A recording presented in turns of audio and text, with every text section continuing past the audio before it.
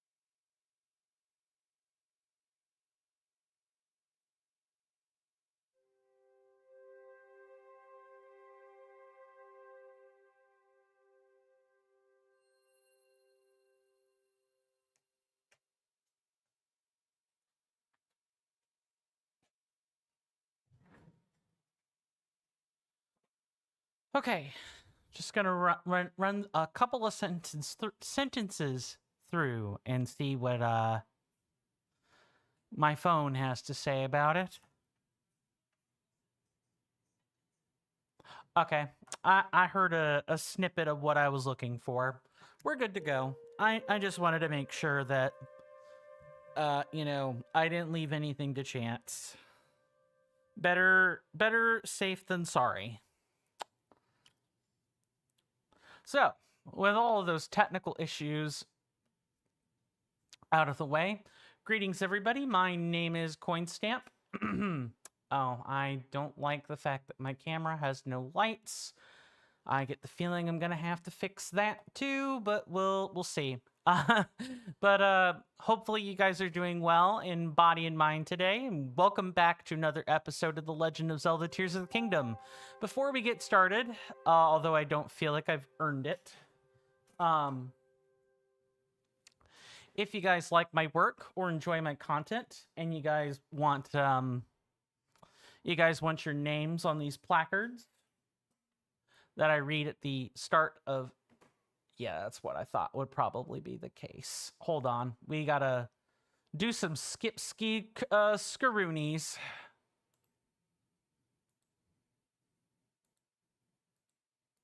Nope, that is incorrect. I wish I could, like, refresh this.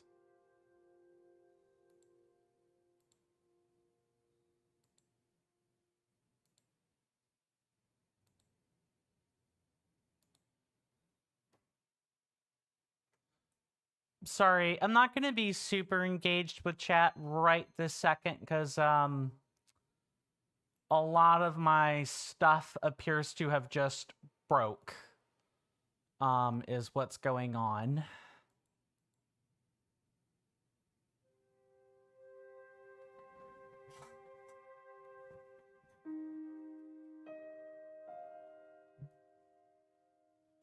But I guess I can do that while I'm fixing everything up. Welcome on in, Mr. Jason.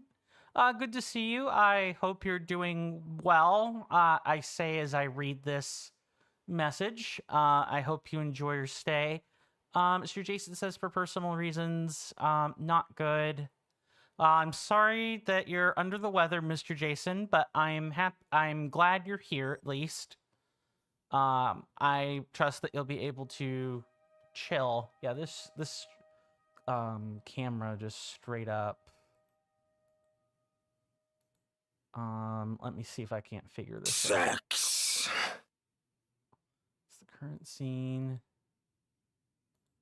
I just need to like get it to a completely different source. Just like completely different. Or it's possible that it's so borked that I have zero choice. Yeah, just discard any and all of those. Yeah, I think I straight up have to make a new there's no way I can just reset this, right? God, this is the part where I really wish I would be able to like know OBS like in depth, but even the static camera just isn't working. Okay, give me 1 second, everybody. But before I do that, welcome on in, Mr. Shiny, and thank you for that redemption. I hope you're doing well in body and mind, and I hope you can I hope you enjoy your stay. We're having technical issues. The stream, it looks like, which is to be expected after what happened with Firebot. Honestly, having one of these spells was just overdue. It's completely derailed everything that I've tried to get done, but in the meantime, I'm just gonna quickly read our contributors for this month. I had been meaning to do that. If you guys like this content, or again, I can't imagine why with today's malfunctions, but if you do like my work and you want your names on these placards, please do consider one of the many contribution methods available through my Linktree link, through either Twitch subscriptions or so on. While I don't have any Twitch subscribers during the current month cycle, and I do not have any one-off patrons, I don't have the hotkeys memorized yet, so, and I do not have any one-off donations. I would like to thank Mr. Rasby the Player for their continued Valkyrie tier membership. I really appreciate that contribution, especially with stuff breaking down all the time, but I do appreciate it. These placards are the smallest thing I have to give back to our community. I have other things, of course, but all in due time. Welcome on in, Destructus. Hopefully, hopefully you're doing well in both body and mind, and I hope you enjoy your stay. You've come in on technical issues, the stream. I'm afraid, at least for me, and some others might be willing to answer your question in turn, of course. But yeah, I basically just had to plug and play my electronics all over again. So my camera is now breaking. So 1 second while I figure that out.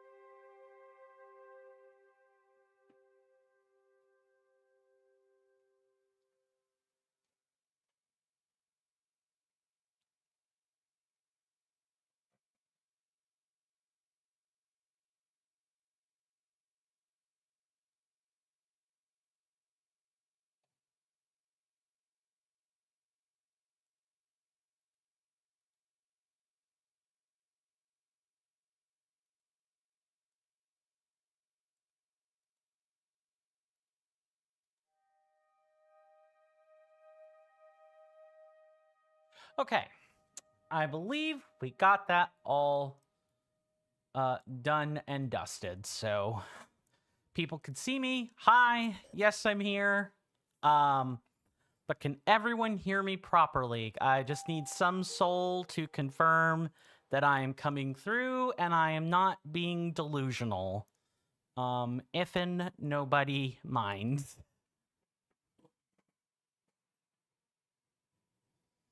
Because I can see my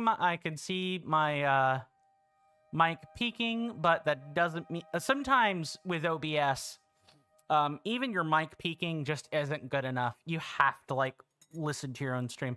Welcome on in, Noah Thorson 4946. Welcome on in. Good to see you. Hopefully you're doing well in both body and mind. And I hope you enjoy your stay. I apologize for not being at my finest hour. A bunch of tech just broke for zero reason. So I was having to fix a lot of it. Everything was fine 2 or 3 days ago. It literally broke 10 minutes before stream, so yay.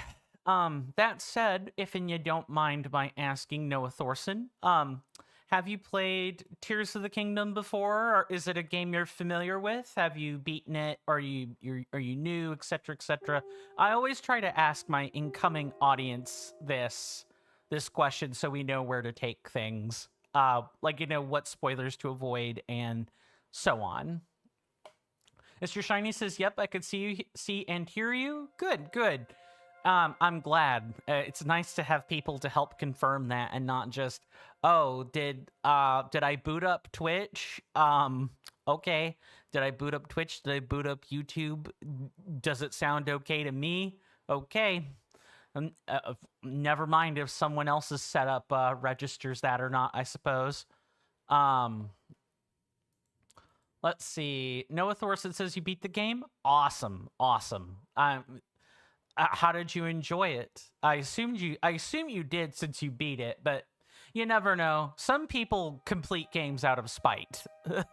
I can sometimes be one of those. That's why I'm asking. Mr. Shiny says, anyway, my first week of accountant work has been exhausting but satisfying. Awesome.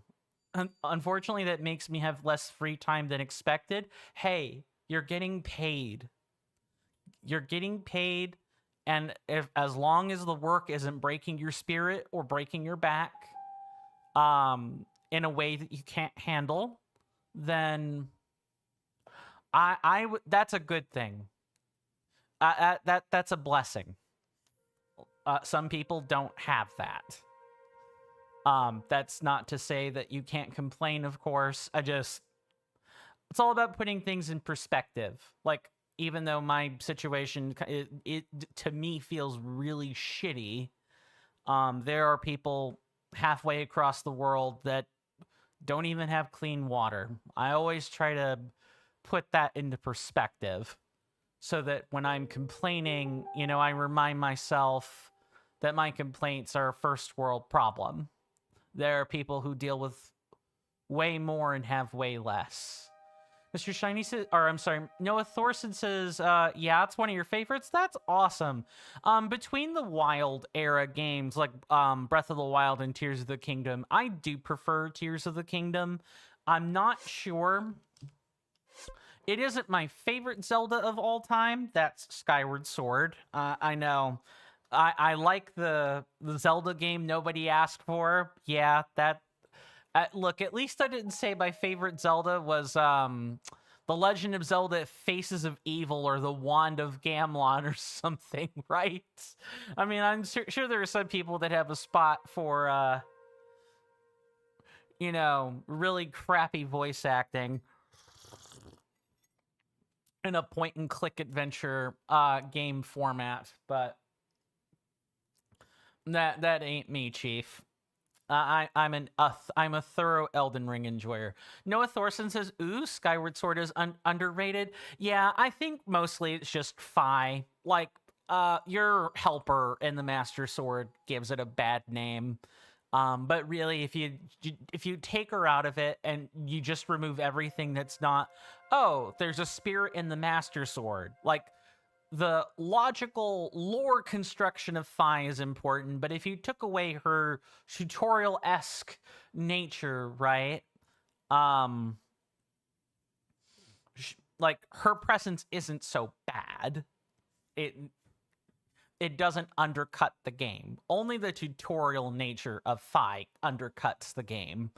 But the story was pretty fleshed out for a Zelda game. Pretty fleshed out. Not super fleshed out, but more fleshed out than normal. And also the character expressions were just wild. Anyway, we've been sitting at this screen for half an hour and the starting soon screen for 14 minutes. Let's do a recap and then let's get to playing. Oh my goodness. I had a couple of dislikes on one of the previous VODs, so I know part of it is me standing around on ceremony and chatting, which I could do all day, by the way. Last time on The Legend of Zelda Tears of the Kingdom, we continued, we started doing side quests to break up the monotony of killing a bunch of enemies that we hadn't probably taken care of yet.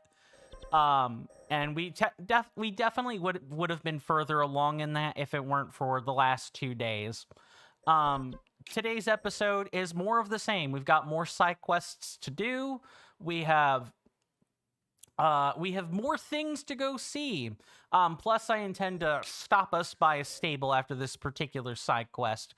Welcome on in, Mr. Raspy. Good to see you. Hopefully you're doing well in body and mind, and I hope you enjoy your stay. Let's just check my JMP counter real quick. Yep, those hotkeys work fantastic. I'm glad I reconfigured those. You've come in at a good time. I just went over the recap after... after 14 minutes of troubleshooting, followed by 15 minutes of, additional webcam troubleshooting, plus chatting it up with the audience, excuse me.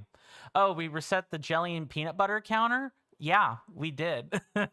I see what you did there with that. That's pretty good. Even though that was meant in more of a sarcastic manner, I'm still gonna count that because it's the witticism that isn't a clear joke or pun, right? Anyway, I think I definitely did explain what our goal for today is, and that is just more side quests. Also, I'm gonna change this mark so it's a little bit more apparent where the enemy is. And I went and looked into this quest. What we're looking for is on one of these pillars. We're looking for a pressure plate. If I remember the reading right, I'm pretty sure we are looking for like a switch. It literally is just go and find it. Mr. Raspy says they got their ego crushed today. You want to talk about it or not really? If not, that's fine. I'm going to do whatever I can to make that, to make you forget about it. At least a little bit. I'm not the largest fan of escapism, but it's not lost on me that is what Twitch and YouTube is for. I think I see it. It's definitely one of these, outlying pillars, and we may end up having to fight the Gleeok for control of those. In fact, I'm almost quite sure we're gonna have to do that. Oh, it's literally right here. Look. I mean, what I went through Wednesday, no, Thursday was not the same as that, of course, but just despair and, I don't want to say apprehension. It's like a sense of impending doom. I don't know. I feel doomed for whatever strange, crazy reason. Mr. Raspy says after chatting with a guy that manages some stuff at your stuff at work, you realize that you're a lot less inconsistent. Phone, I need you to not be doing that, bud. That you were a lot less consistent? Oh, the other way around. I take it that consistency bothered you, or the lack of consistency bothers you, right? Visitor from afar, should your thirst for treasure remain unslaked, read on. I discovered the trousers of awakening in a strange land and have hidden them away. Solve my riddle to claim them. In the ruins of Hyrule Field, where warriors once tested themselves in battle, offer your soldier's claymore to the two sculpted soldiers. The sword will point the way to my treasure. Solve my riddle. Find my treasure and earn my respect. Ah, the treasures of awakening. Well, Legend says that this armor was worn by a hero who explored a mysterious island that one could visit but not leave. You know, Link's Awakening. The item makes one want to wear it, but also not wear it. We solved it and got the treasure. Cool. Mr. Rasby says, yes, stuff like sleep and work productivity have been common issues. Even if now I don't have trouble for it because our partner company messes things up too. I mean, yeah, keeping the whole picture in mind is important. You're part of the whole, and parts of the whole mess up sometimes. That's just natural. Unfortunately, in our dog-eat-dog, you know, world that is corporate business, it doesn't matter what kind of business it is either. All corporations eventually fall under the same molds, the same ideals. Worker productivity is important. Yeah, I think Europe places a lot less value on that than, you know, Americans do. And I think America could learn from that, honestly, but it's the truth. And if that sort of thing bothers you, and bothers you not in a typical employee has crushing deadlines to meet, but as you referred to it earlier, Mr. Rasby, getting your ego crushed. If it bothers you internally that way, then a look in the mirror followed by, am I truly okay with that? And if I'm not okay with that, am I going to take steps to improve it? Like, that's always, I think everyone would benefit from going through that thought process. I know it took me a while to get out of the depressive rut I was in, and I had to ask myself similar questions. I owe you guys a vlog about that. Hey there, BC West 2011. So sorry for the delay in reply. I was just finishing my train of thought. Welcome on in. Hopefully you're doing well in both body and mind, and I hope you enjoy your stay. You've come in at a good time, where we just finished Misko's Treasure of Awakening 1 and picked up the Tunic of Awakening, the Link's Awakening armor. And I'm feeling pretty good about that. Let's see, where is it? Right here. In fact, no, we have the whole set. I take that back. Mr. Rasby says, regarding the Doom, yeah, that's fair. Right, life really does suck on some days. God, I hate how relatable that sentence is, because I am the sort of person, I'm surrounded by friends who are in depressive ruts of their own at points. I'm the one that is supposed to have a zest for life. I appreciate life. I've told them, and I'll tell you guys the same thing. Life itself, for me, is a drug. The life's high is the best high you could possibly have. Being able to breathe the fresh air of the outdoors, being able to wake up and talk with your friends, like, that should be stimulation enough. Of course, sometimes it's not, but... And I don't begrudge people that have to color their perception with smoke or drink. Not really... I don't really judge them in such a profound way, but... life itself should be rewarding. Not all the time. Not all the time. Like, that's the kicker, that's the catch. Not always, not all the time. There are gonna be times where it just sucks anyway. That's part of the ups and downs of life. But what I will say is, I guess it'll be here. Yeah, we might as well go over there and see what's happening.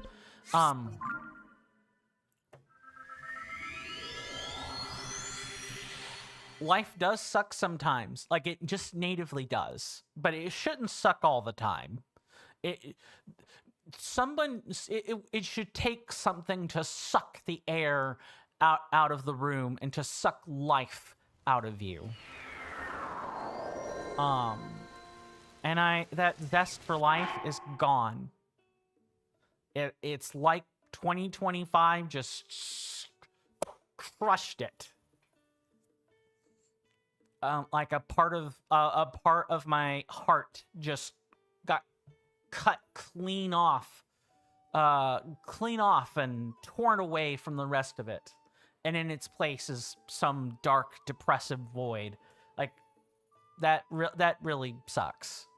Mr. Rasby goes on to say, what helps you is realizing that most people go through it too. Just that people don't display it. Yeah, it's not safe. It's not safe to display that. And I realize that's a sucky, shitty thing that I'm saying, but we live in a dog-eat-dog world. If people know every emotional and security vulnerability about you, there is going to be someone who is going to take advantage and slip a shiv in your spine or in a kidney and leave you lying in the street, dead, for the cops or whoever to come collect. There are people that will do that. And there are some that will even sell you for parts. Like, the depravity of humanity is truly wild. Sorry, I got on a really dark tangent. The really, really dark place. But I agree. Mr. Rasby goes on to say, yeah, and eventually you get to experience it no matter what, right? But at least you get to have a breather. Mr. Rasby says, no, I just wanted to point out when you mentioned about kids watching, this is the kind of we would talk about, and you wouldn't want it any other way. I mean, I'm not sponsored, and I'm paid peanuts by Amazon. And as far as YouTube is concerned, like, it's the algorithm, right? What I like, if it weren't for that, I wouldn't care at all. But I have to care at least a little bit, although there are still some times where ultimately that hello, I just basically fired an arrow at nothing. All right, weird. Let's get to attacking the enemy. That's hilarious. We got a 2-for-1 out of that.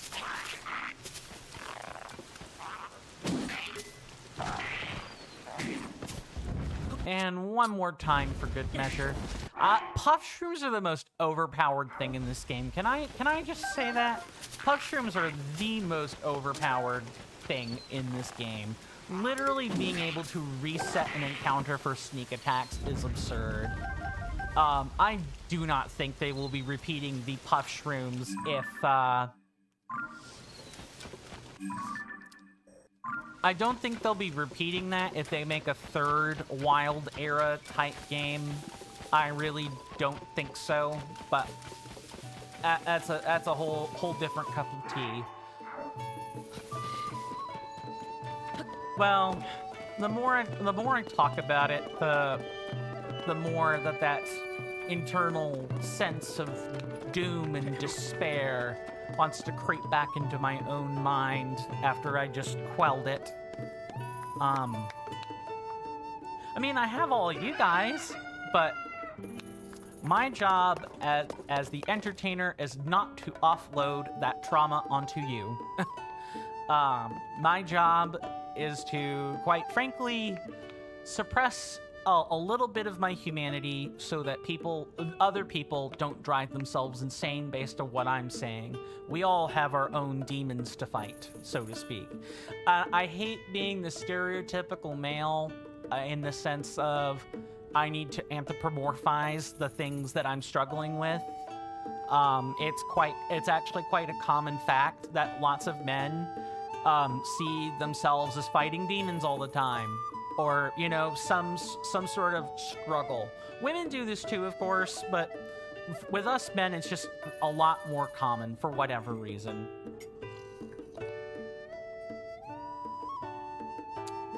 Mr. Raspy says, well, you can't quell it. I mean, that's true. Like, I can't kill my humanity. I'm not a vampire.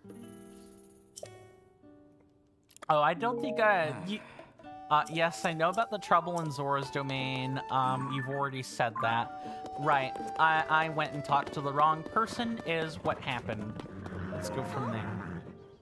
Mr. Raspy says, and you wouldn't want to, since in the end, it's just your brain sending you signals. Exactly. Yeah, as a gentle reminder, this stream and hearing me talk is kind of like an 18+ related thing.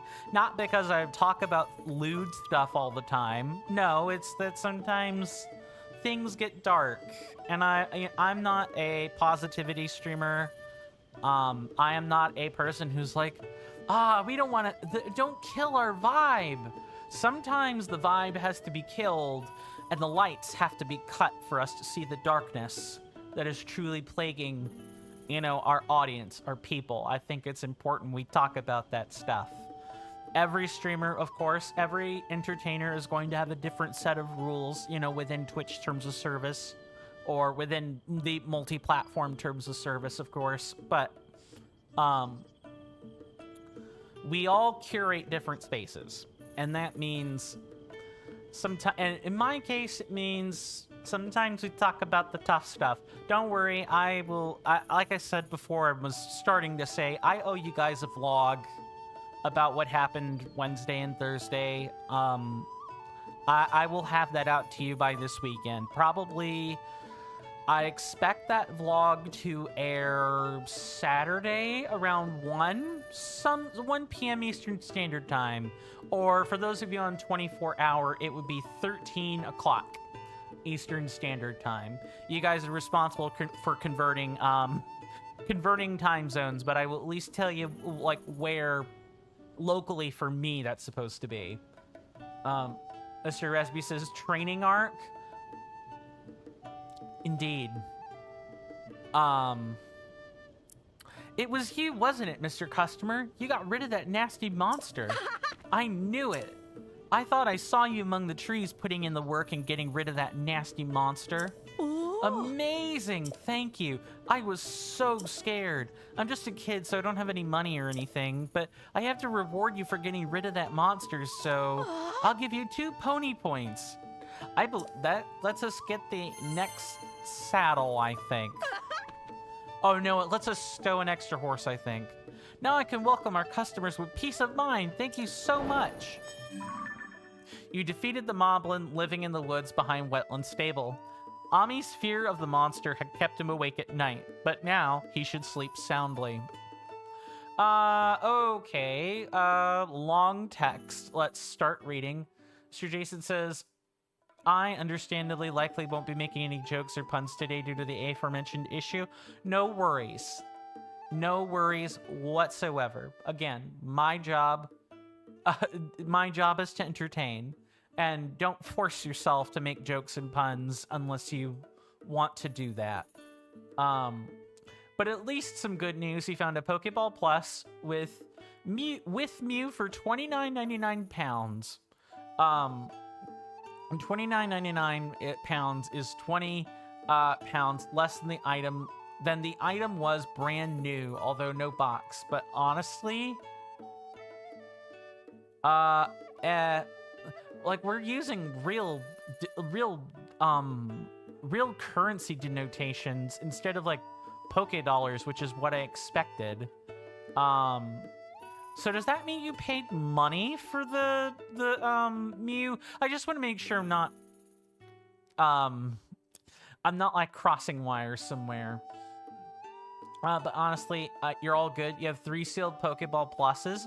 Nice. And it even includes the HAC dash 010 USB cable. Okay, this is real money. Got it. Yup.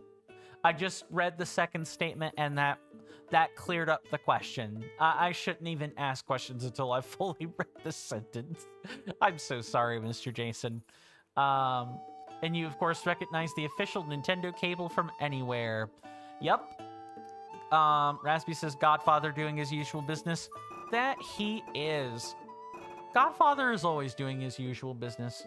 Mr. Jason says, you know what? Forget it. I guess that lad ponied up some pony points.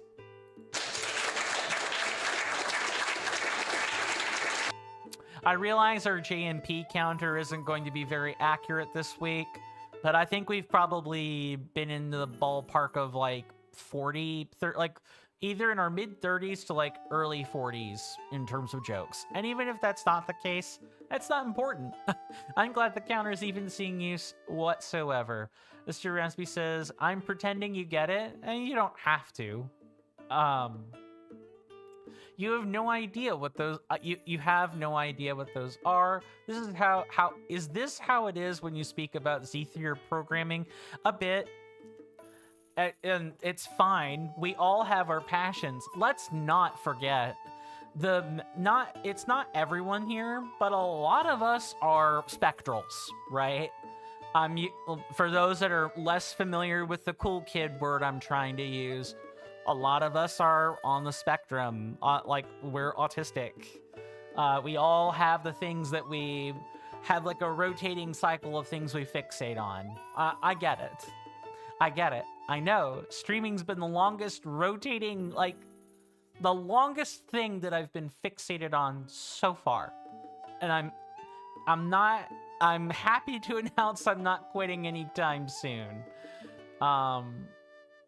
But to other people that may not understand the fixation or the thing that, you actually care about and are passionate about, yeah, it could kind of be like that sometimes. If those of us that are polite are gonna, smile and nod and say, well, that's cool. Yeah, I kind of understand that. It's about, not ruining the moment for you. Mr. Jason says, no, you paid money for the Pokeball Plus. Mew comes included for free. Makes sense. Yep. I got it earlier, but I wanted to make sure I read this. Mr. Raspy says the join pain counter went up. That is another way to look at it. Sure. Oh, Mr. Coin, this now means that I will soon have 5 or 6 Pokeball Plus, so almost a full team's worth, and they're £49.99 each at launch. Nice. That's a bit rich for my blood, but nice.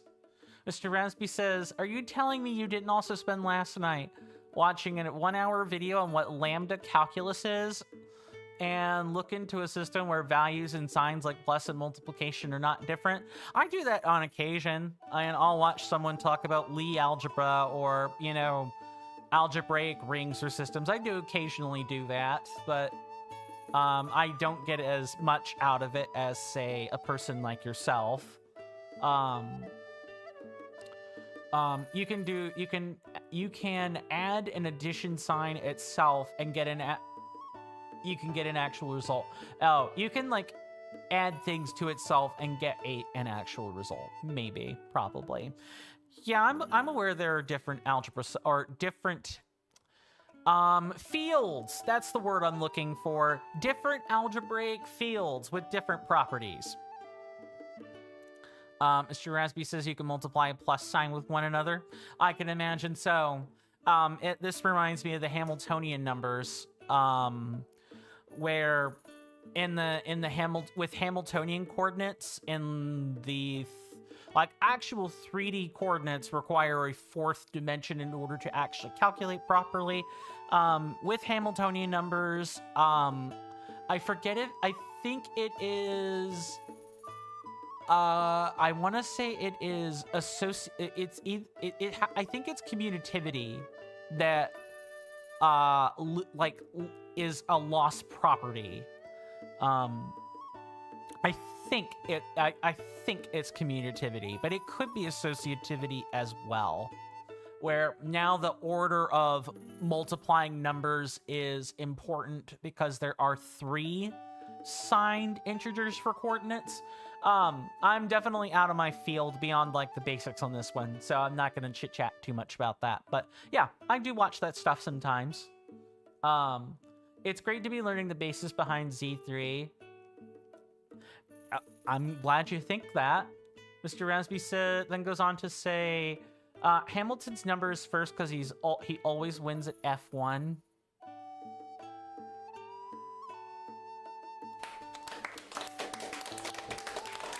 Mr. Jason says, Mr. Coin, did I tell you there are 3 variants of HAC's -010 cable? I forget if it was HAC 10 or 11. You hear that off in the distance, my senators and inductees?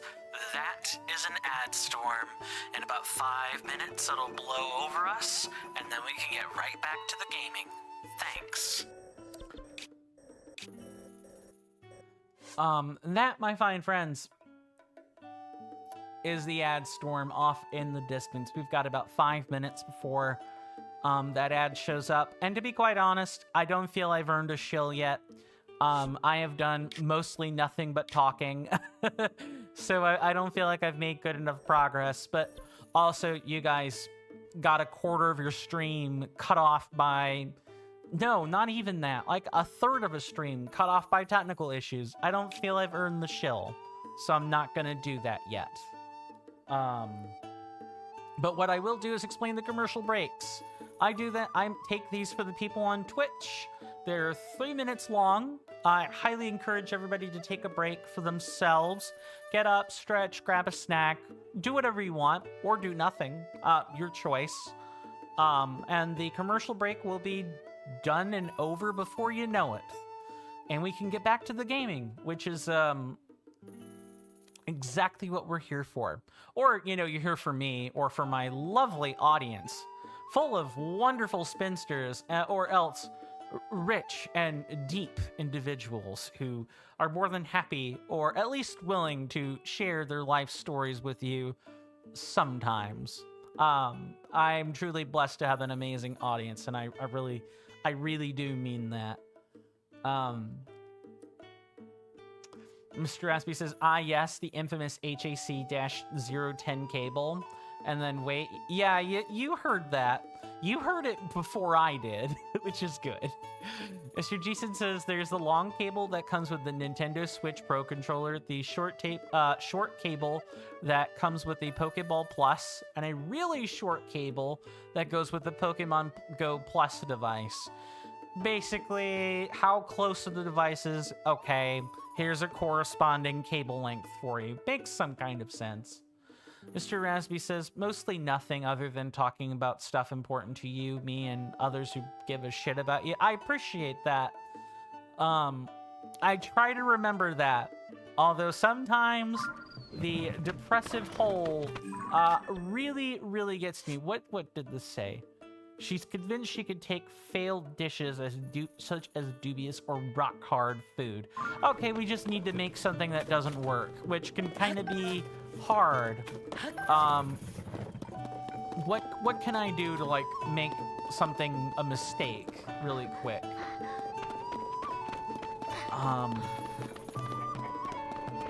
Oh, yeah, okay, it's out here. It's out here. I was looking for the cook pot. I think if we just make, if we cook an ingredient with a monster part, we get the bit of food I was looking for. It's too gross to even look at. Ugh. A bizarre smell issues forth from this heap. Eating it won't hurt you, though. Probably.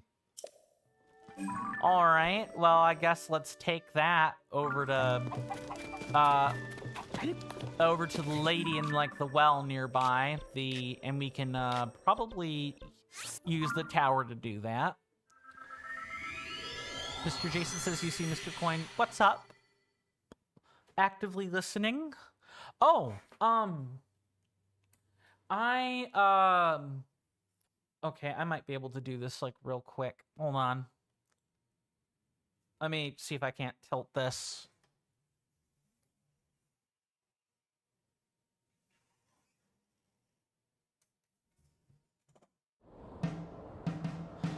I refurbished my coffee machine setup. I actually have a whole extra coffee machine now, hand-me-down from the folks I live with. I can now brew whole pots of peppermint tea, which is exactly what I've done. I've brewed 8 cups, so that's been steeping on the pot for a while. The machine shuts off after a certain period of time, too, so no scorching or burning to worry about. Isn't that just fantastic? Yeah, I can make peppermint tea without worrying about being late after doing so. Which is always nice. But speaking, we'll have to finish talking after the commercial break. See you guys then.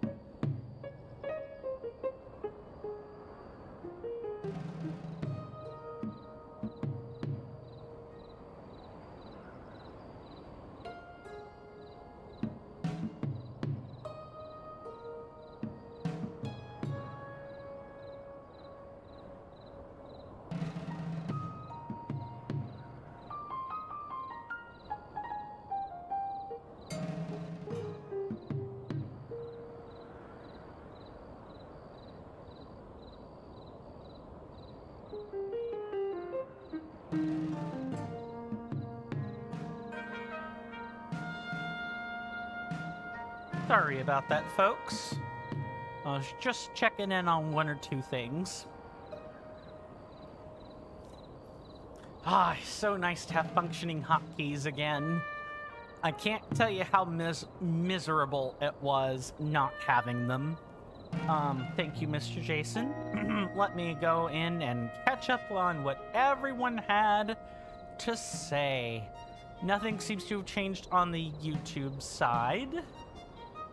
Mr. Jason, or I'm sorry, okay, yeah. Mr. Jason says, if this is truly genuine, a Pokeball Plus with Mew without a box sold a few months ago for 99.99 pounds. That's absurd. And the listing does not seem to include the cable. Yep, that feels like a scalper to me. Or someone, you know, maybe even scamming someone. Depending on the precise details. Mr. Resby says, a Pokeball Plus without Mew is just meh. Where is it? That's pretty funny. Meh. Yeah, just an overpriced Pokeball that is worth like $15 US. Good God, that's egregious. Indeed, that is a nice one. And we have caught up on all of our messages, so why don't we get going, eh? It's nice to be doing this. I can't tell you... I mean, I can tell you, I guess, but I always feel so much better when I stream, but there's like a limit. So I mentioned before that, don't worry, I have plenty to save for, also I do believe I did not mark this correctly, and I do not know why I failed to do so. What is this marking? This is marking over here, and we don't need it. Oh, no. No, I think I do. I don't know. 100%. Goodness. Let's just, let's get the paragliding on out of here. Mr. Jason says, and honestly, I can't think of a situation where Mr. Jason loses here. Mr. Coin, if Pokeball Plus doesn't have a genuinely unclaimed Mew, it is still a Mew, as it glows purple when shaken, and you've been wanting a reasonably priced Pokeball Plus anyway. I mean, yeah, you got the $29.99 pound version with the Mew and cable. So hey, I mean, at least you got it without being swindled, yeah? I'm the proud owner of a Google Pixel 10 Pro, by the way. My folks got me that as a pretty nice gift. We basically got it for next to nothing due to our trade-in plan. The Pixel phone is nice. That said, I do feel like I have lots of things I'm learning about it. Probably not going to make use of it, but it does come with its own, like, AI plan for whatever reason. Like, it just seems to be the thing everyone's promoting these days. Which I get, but at the same time, I sort of don't. Since it came with the plan, you know, I'm not gonna refuse it, but I'm not gonna use it either. If I can at all help it. Alright, needs more fire fruit. No, that looks like it needs to be, like, relegated to the trash heap. Although the Godfather typically doesn't lose. Too true. And if you'll allow me, you can make him an offer he cannot refuse. Yeah, that won't be necessary. Although I really should be reading these. These are directed at two distinct individuals. Steresby says, a Pixel phone seems very hard to use, but I guess there's technically enough colors to represent what's happening. Oh, man. That's getting the non-cheeky laugh. I've got like a general rule. I'm gonna play the laugh here. I save the cheeky Dimitri laugh for the pain, things that are painful, or if I know I'm being trolled.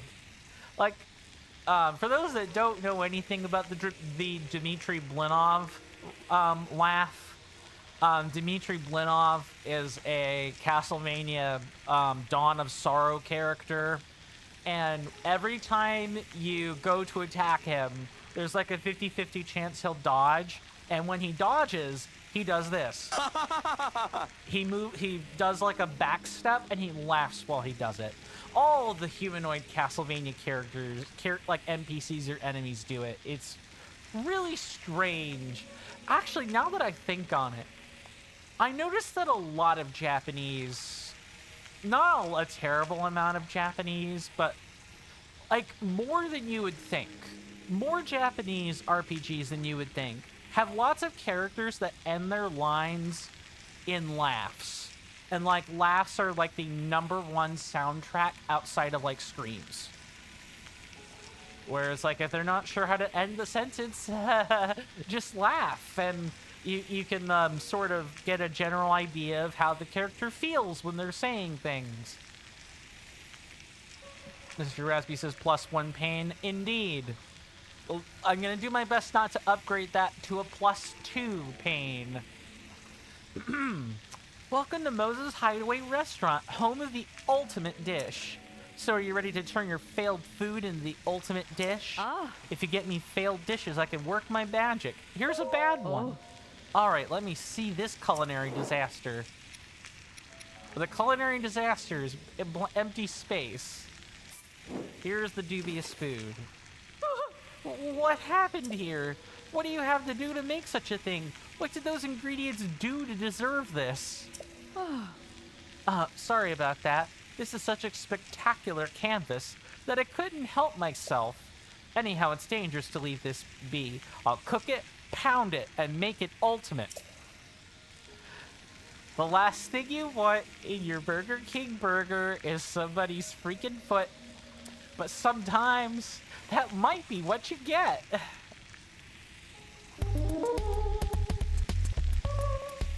And I'm paying for slop too, by the way.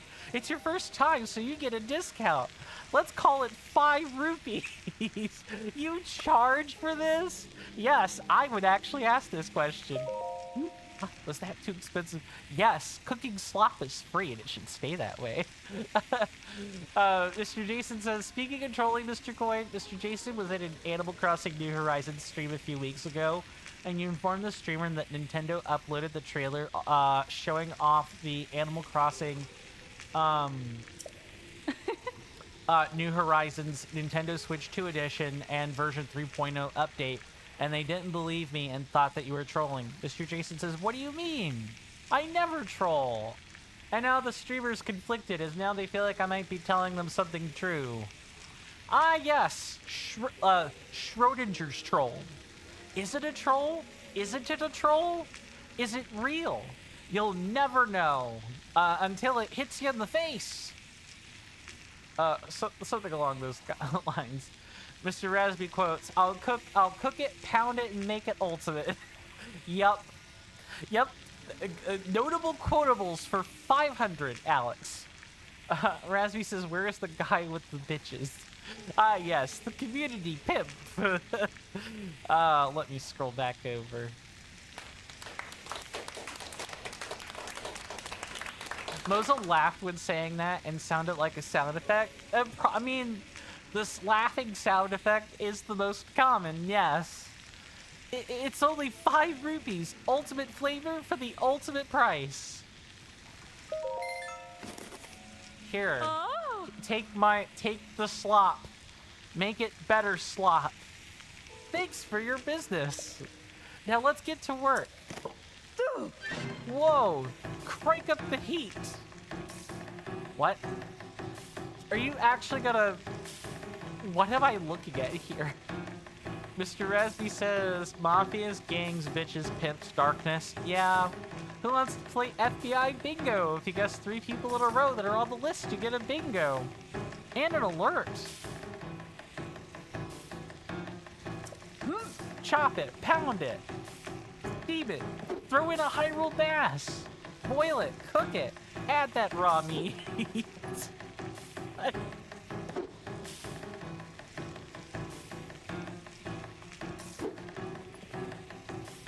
Oh my god. I can't take this seriously. What are you, Gordon Ramsay? Speaking of, and gift sub, Kappa, beat, jeez.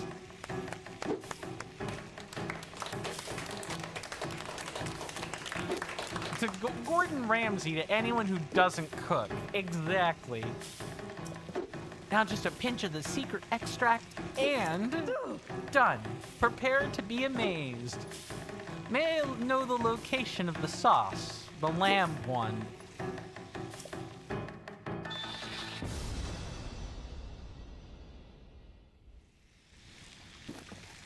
Well, she had the secret extract in her apron, probably. Phew! That was tough. And now the ultimate dish. Behold!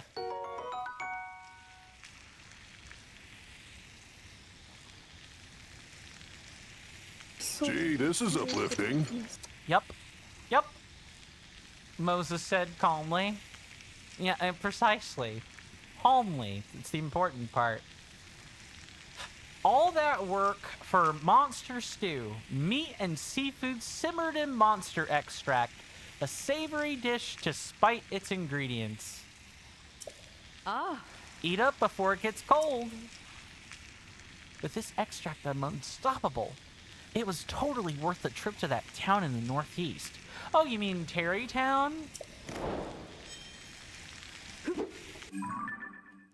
Moza turned the failed dish you gave her into monster stew. No challenge is too great for that master chef. You mean cheater. She's a cheater, a filthy cheater.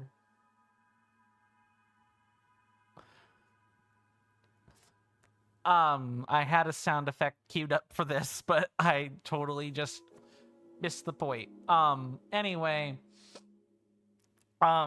she just poured monster extract into it and made it edible. Terry Toronto, her music producer, and thank you for the redemption, Mr. Rasby. For those of you on Twitch, I do have the channel point rewards and power-ups in the bottom left-hand corner of your chat panel. You click on that, you scroll down, and all of that stuff is color-coded. Anything in pink costs 50 and is just a random, or is just a sound effect. You play it because you want to hear it. Anything in purple has me do something. Big or small, doesn't matter. Anything ranging from putting on one of my two lovely bowler / trilby hats. Bowlers are rounded. These are trilbies. They're not fedoras. Important point of order. To, making me leave all my weapons and stuff like that. And the stuff color-coded in black is Twitch default. The black rewards always exist. Always. These are just straight-up things I couldn't get rid of if I wanted to. So, and I have tried to get rid of them before, to no effect. So those are just default. If you want to highlight your message or change an emote in a funny way, you have that available to you as well. Feel free to experiment. You guys get a rate of about 220 per hour is what I've been told. And from the research I've done, it's around 220. You get 450 more if you're on a 10-day watch streak. So you're encouraged to watch your favorite channels often. Wink, wink, nudge, nudge. Mr. Resby says, when you said thank you after sex, I know. There we go. My headphones have been getting fritzy. I get the feeling I'm gonna have to replace them real soon.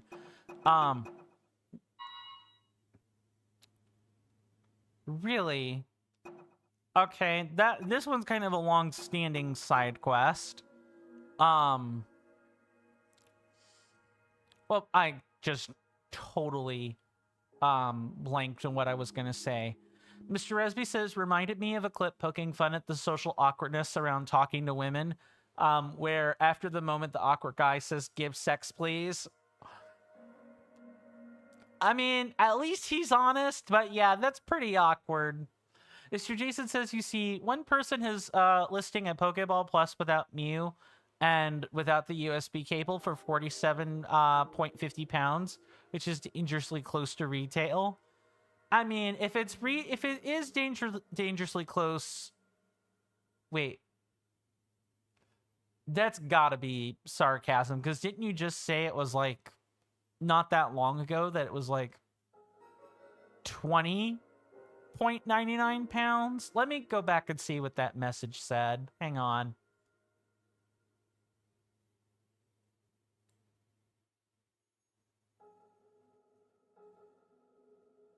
Hold on, I'm gonna find it.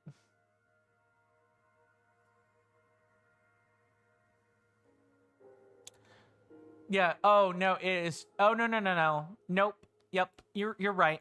I don't know why I felt the need to check that, but I did. Yeah. You mentioned it was $20, about $20 or 20 pounds less than the asking price.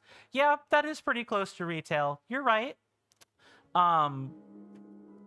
My goodness, that's just me not remembering a previous point of conversation.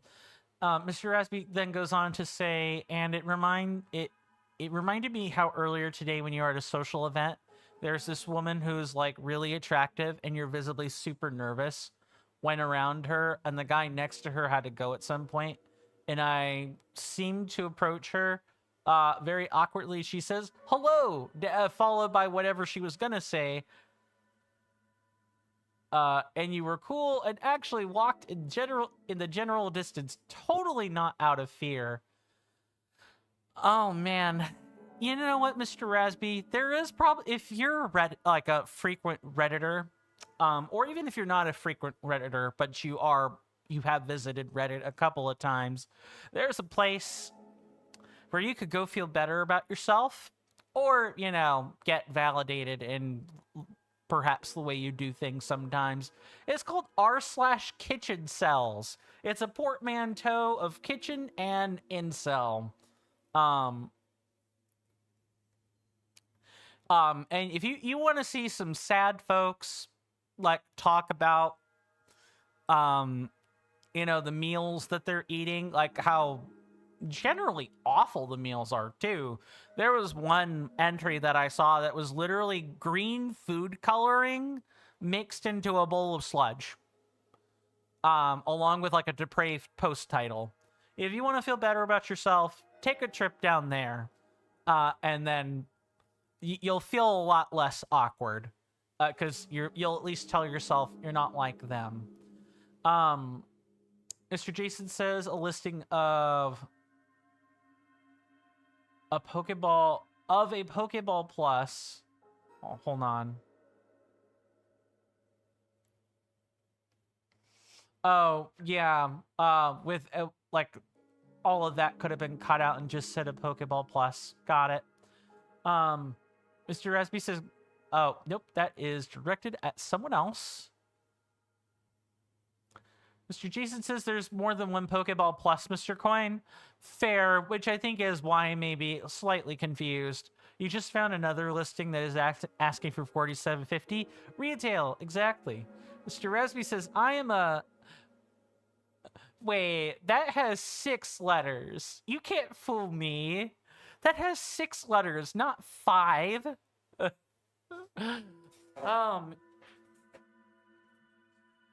Although those things seem to go hand in hand these days, if the stories are to be believed. Mr. Jason says, you see, Mr. Coin, I'm very strict with your purchases. Someone listed a Pokemon Let's Go Pikachu with Pokeball plus big box Nintendo Switch game on eBay for £90. First off, you can't see the USB cable, and second off, it's £90, which is $5 or £5 and 0.1 of a pound, or 0.01. I can't read today. More than retail. Hi, I'm Jared. I'm 19, and I never learned how to freaking read. I feel like that's going to be the stream today, by the way. It's just, in addition to tech issues, it's going to be me not reading properly. Let's get to moving on a second quest, because it has been, oh my goodness, entirely it is. We've spent too many things, or too many like minutes staring at things. Mr. Jason says the big box bundle was 84.99 pounds at launch. Fair. So you're someone that knows the value of items, because you do the work, right? You do the research.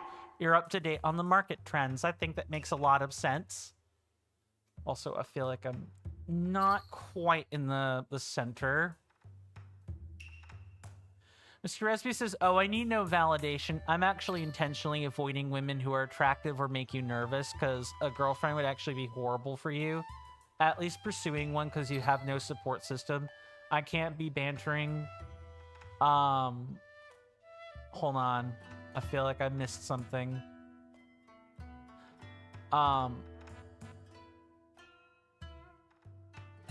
Yes, the asterisks were illustrative and not count accurate.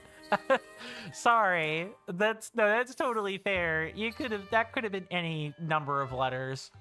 My brain immediately went to, wait, why is there a count discrepancy? Hello?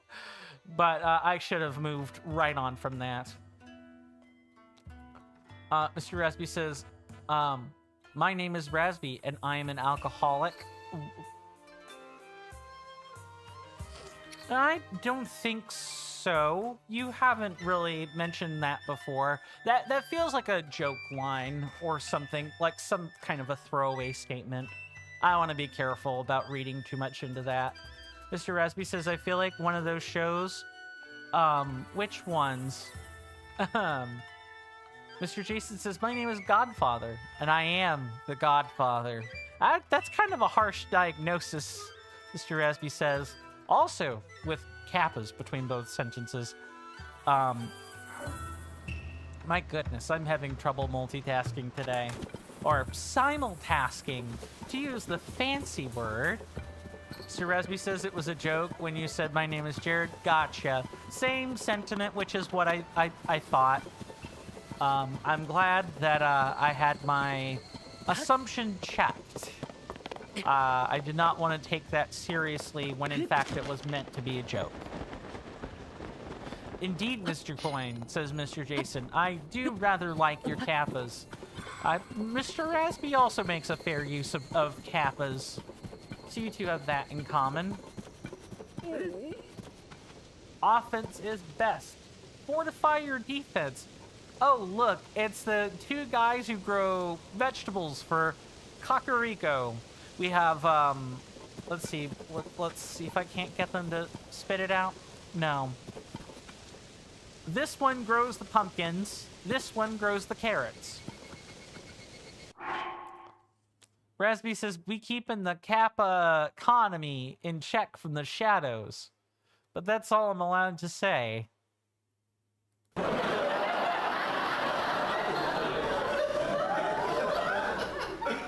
Mr. Jason says that you're quite captivating. Okay. I'm gonna give you the laugh track. Followed by the line applause. There was a teeny tiny bit of stretching there. Teeny tiny, but it was noticeable. It's fine. Jokes can bend. They can break. They're meant to be stretched. It's the whole point. Humor is freeform. Mr. Rasby says, sometimes I regret my association. However, That is in that has to be in regards to the previous two sentences you said. Yes, referencing the forbidden rule about it was a reply to his joke. Okay. Yeah, that I figured it was a reply to some sort of joke. Let's talk to some old codgers, shall we? You just don't know when to stop going on and on with that best defense is a good offense nonsense. You keep invoking the incantation, and I do not think that incantation is going to work until a certain period of time. It's not only you. Everyone wants to summon Aelin these days. Everyone.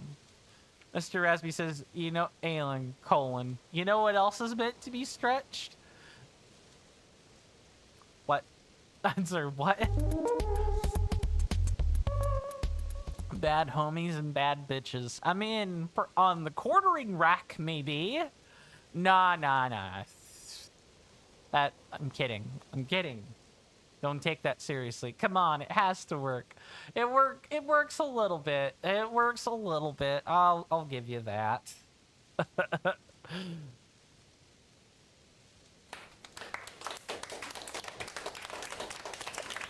And now here we are. The sun's gone down.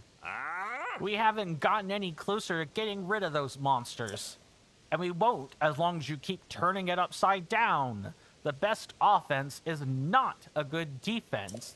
You stubborn old codger. Yeah, look who's talking. Yup, I thought it would be these two. Steen and Olkin went to drive monsters out of the ring ruin in the hills west of the village. But they're arguing over the right way to deal with the problem, and so they're getting nowhere with clearing out the monsters. Sounds like we better step in and do it for them, so these old codgers stop arguing. Mr. Rasby says, no bitches? No maidens? Maidenless. I need to add that, like, I've gotta have that as a soundboard. Just, of the, Vare lines are also comedy gold. And for those who don't know who Vare is, that is an Elden Ring character. And, he's one of the very first NPCs that you meet. And, he talks about the fact that the Tarnished is, or your character, in other words, that's who the Tarnished represent. But that, unfortunately for you, you are maidenless.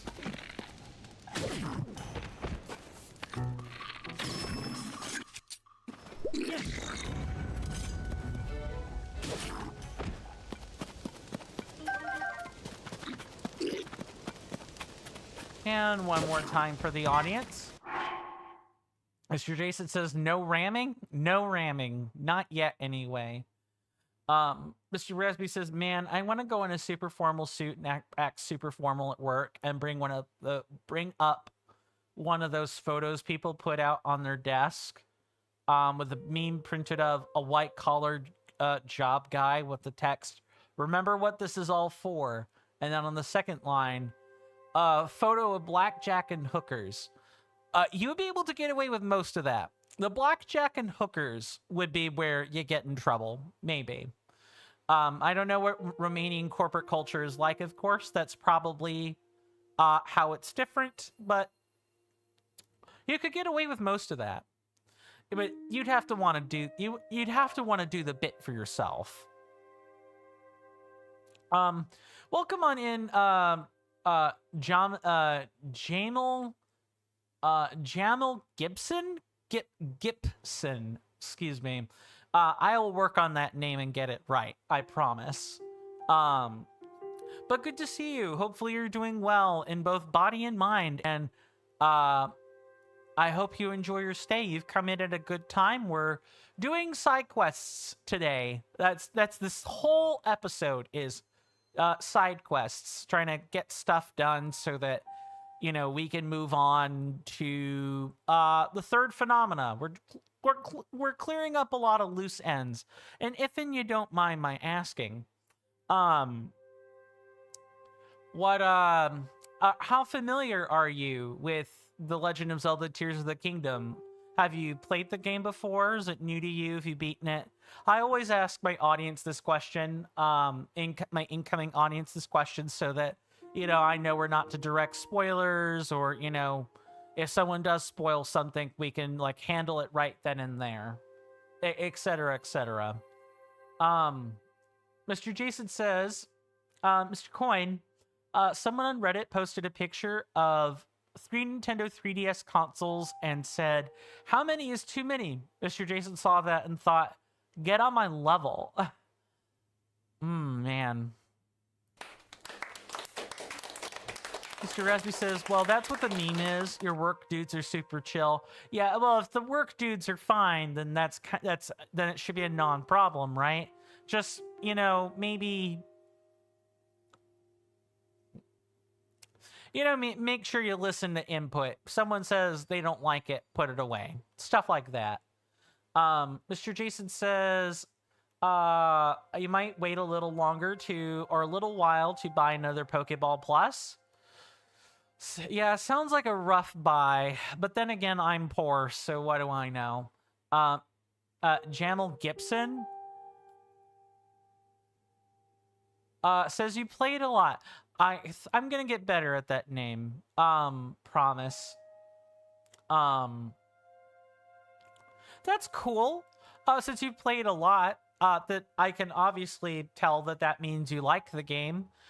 If you don't mind my asking, Jamal Gibson, what do you like about Tears of the Kingdom? If anything at all. Mr. Jason says I missed a message. I did. I see it. Mr. Jason has a Nintendo Switch just for Animal Crossing New Horizons and a Nintendo Switch OLED model for just The Legend of Zelda Tears of the Kingdom. That's some dedication, I'll tell you that. Mr. Rasby says, when you realize takeout can mean dating, food, or murder. Yeah, that's English for you. It's not so much that the words don't, like, it's not so much that the words are complicated, although words are complicated in English. But it's when you get to idioms and expressions that really trip up a lot of people. Even a lot of native speakers struggle with that. In the ever-flowing, ever-changing landscape of, you know, new things that people are trying to do with the English language. Like skibbity or riz or mogging. When you add all the colloquialisms, English is getting to be quite the non-monolithic language. Jamal Gibson says game mechanics. I'm in the same camp. I like Tears of the Kingdom too for that exact reason. The game mechanics are truly something to behold. We are going for 100% Let's Play, so my intention is to show off all the chests, Korok seeds, story, and so on. Like, really absorb everything that the game has to offer us. I want to drop this. I want to show everyone all the reasons to like this game. And then, you know, in the midst of that, also show everyone why maybe you might not like this game, right? I don't think it's fair that, you know, I present like a biased opinion. I want to try to be, when I talk about this in the review, when we get ready to review Tears of the Kingdom at the credits and everything, I want to maybe mention, you know, pros and cons of the game and what might turn people away. I want to do a good job. I want to sell you on the game, but I want to make you aware of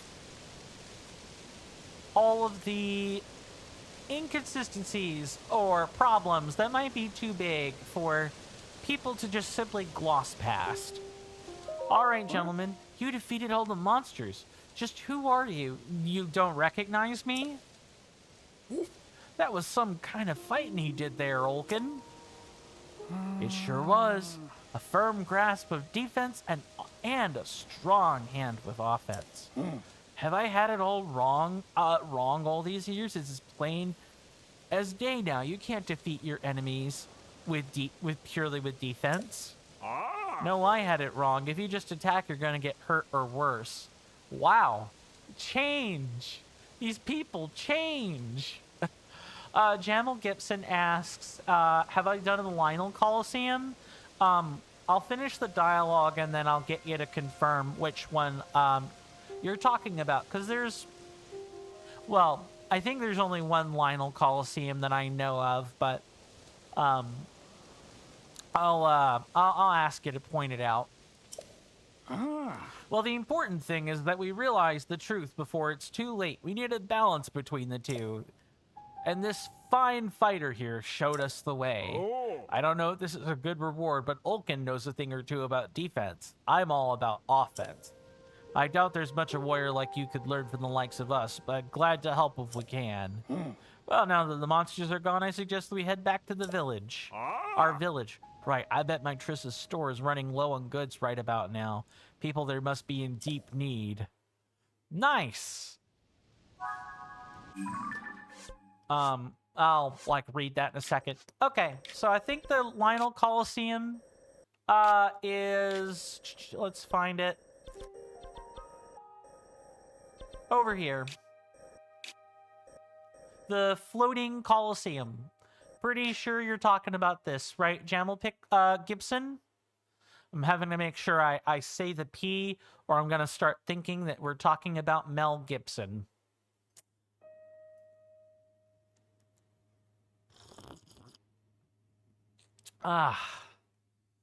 Nothing like good peppermint tea. I swear, you know you're an adult when you realize that you recognize the few things that in life that really make you smile, even through despair. And peppermint for me is one of those. I had a peppermint chip shake yesterday. It was quite the pittance of a shake. Maybe about the size of the distance between my hands. It was a nice shake, but oh man. It was quite sad. I wanted more. I wish I could have paid for a larger size or something, but it's fine. Let me make sure I've caught up. Jamal Gibson says Link is a short king. Link is a short king. Okay, I don't feel like a king, but I am short, but I get the sentiment. We like our short kings around here. Men, it is okay if you are Peter Dinklage's height. It is okay if you are clinically like super short. It is okay if you are, tall lumberjack, nearly 7 foot tall. It's no matter what shape or size you are. You're valid, my kings. Go out there and claim your throne. Live your life. Mr. Raspy says, for me, it's bitches. Fully ramming them. My goodness. And then Jamal Gibson says, yes. Okay, so we did have the right one. Yeah, I did this last stream, I believe, on Monday or Tuesday of this week. Mr. Rasby says, glad it could get some validation. Coming from the man who doesn't need it, right? I do believe that's what you said. By defeating the monsters in the ring ruin in the hills west of the village, you showed Steen and Olkin that both offensive and defensive fighting methods are important. Trissa's been waiting for them to return. Report back to them. Well, I guess let's talk to him, too. Now that you've chased all the monsters, I can go back to investigating the stone slab and the ring ruin. Thank you. Oh, I meant the YouTube guy. You read yes right after my texts. Ah. Okay, that makes some sense.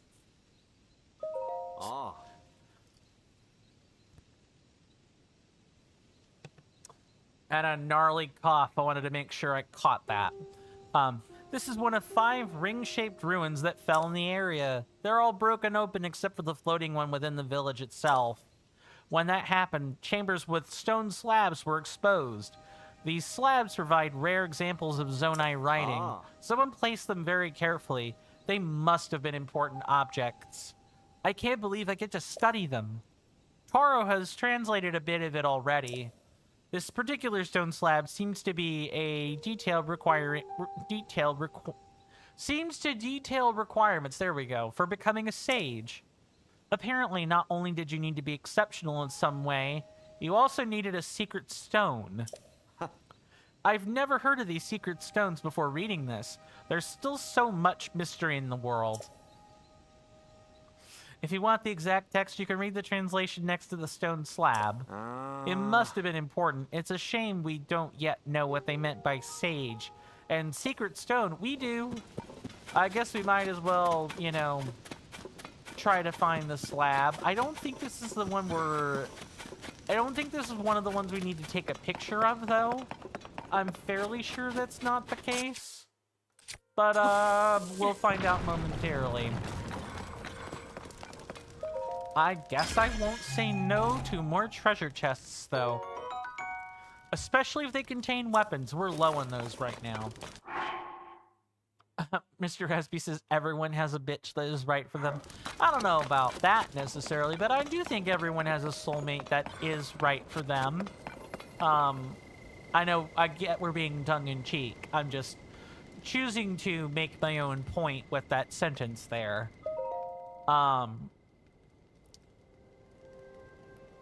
But whether or not you find them is a different story.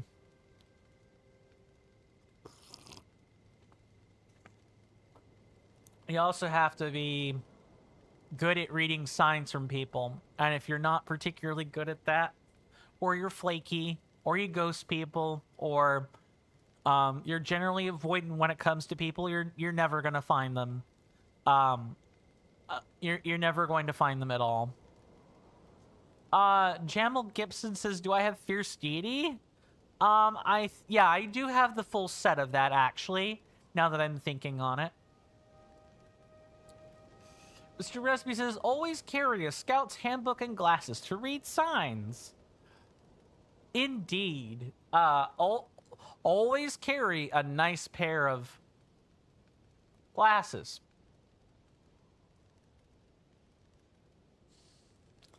But only if you actually need them. Otherwise, you're not going to read them you're not going to be able to read much at all, or your eyes are going to get too used to the refractive quality of the lenses.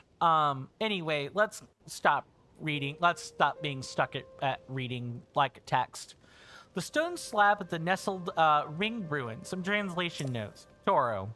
Those who most elite among the granted qualifications are chosen as sages. I read that without the necessary pauses, but I find it funnier without the pauses, honestly. It sounds like gobbledygook, you know, Google Translate English, you know, then spat through a bad sentence translator. Those were the secret stones, and henceforth, sages. Clearly, the sages are the subject of the slab. Filling in the blanks, I think it's basically saying talented individuals become sages by taking up secret stones. That's probably part of it. We're gonna take a picture of this. Oh, and the album is full. Okay. Alright. We have to do something about that. Which I guess I will be doing something about that momentarily. But yeah, Jamal Gibson, I'll show you. Because he asked about it. Yep, we got the Fierce Deity set right here. It's basically a carbon copy of the Barbarian set. Not that you didn't know that, of course, but... And we got that one pretty early on by doing nothing of import, basically. No, actually, take that back. We completed a different side quest to get that. Mr. Jason says, I saw a clown wearing glasses at the circus the other day. I think that he was making a spectacle of himself.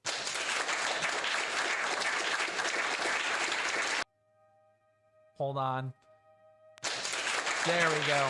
My hearing has been much improved. I don't know. Stuff felt quiet to me. I'm gonna probably have to replace these headphones like kind of soon, and you know, learn to stop snagging them on the corner of my off the corner of my desk here it has a little bit of a metal catch where it'll catch wires.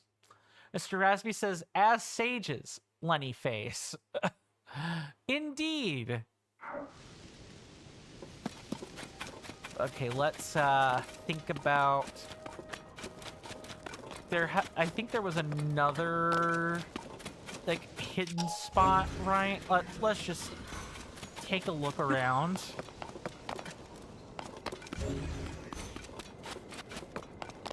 Because there was that chest. I feel like there's a third one, and we just didn't see it.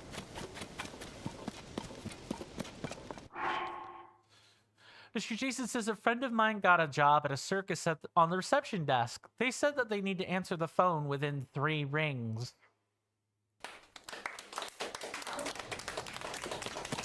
If you guys like spinsters, you will love my audience. They are all known for jokes. I can do it sometimes, but never without it being awkward. So, if you guys like humor, of the, like, dad joke variety mostly, with some sarcasm thrown in, I think you'll enjoy the company. And you're in good company too. I also appreciate a good dad joke. It's just not always the easiest. Like, coming up with humor is very hard. For me personally, I am of the variety of person that gets laughed at for things that I do, and not so and things that I say, and not so much for, you know, stringing along a coherent joke. I really don't do that. Mr. Esby says, "Oh man, they got the Justice and Prejudice counter up to 14." I have to give you some applause for that.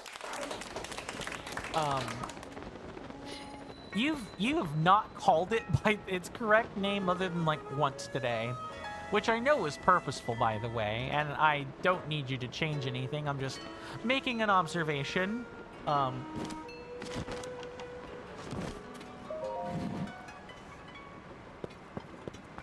Ma'am, are you ready to talk to me about pumpkins? Huh? Yeah, that's totally fine. It kind of reminds me of this YouTuber I mention from time to time. His name is Weasel. Yes, literally like a portmanteau of Yahweh and Weasel, like stapled together. He's very known for saying things wrong on purpose, and by referring to things by different names other than the name they're supposed to have. It's one of those sorts of experiences that you either like or you don't like. The first time I heard of him was with Ultima 6 of all games.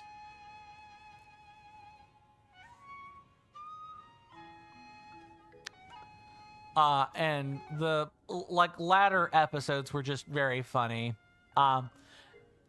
It's Ultima 6 is like an insufferable game. Mr. Raspy says that sounds misleading. It's not supposed to be misleading. It's supposed to be like, it's a sacrilegious joke. I've actually had the good fortune of typing directly to Mr. Weasel, and he pretty much confirmed that himself. Like, yeah, it's meant to be a, an indignant joke. that few people find funny. Mr. Resby says, fun fact, ultimately means last in Romanian. Ah, and it's always like triggering to read. It's like the last of what? Like, what is the Final Fantasy? The final of. There's always a sequel. There's a sequel to it now. But and maybe you know its history, Mr. Rasby, so this explanation isn't so much for you. But, I think it was back when Square was its own company. Yeah, I think it was when Square was its own company. Like, Square was well on its way into bankruptcy, and Final Fantasy was, like, the last game that they made, supposedly. But it did so well that they ended up being able to, they ended up being able to merge with, like, Enix, and they became Square Enix. Mr. Resby says, and then they got back to square one. Too true. And by square one, like, doing relatively well. Well, visitor. You hear that off in the distance, my senators and inductees? That is an ad storm. In about 5 minutes, it'll blow over us, and then we can get right back to the gaming. Thanks. That, my fine friends, is the 5-minute warning for the commercial break. We do take those around here. I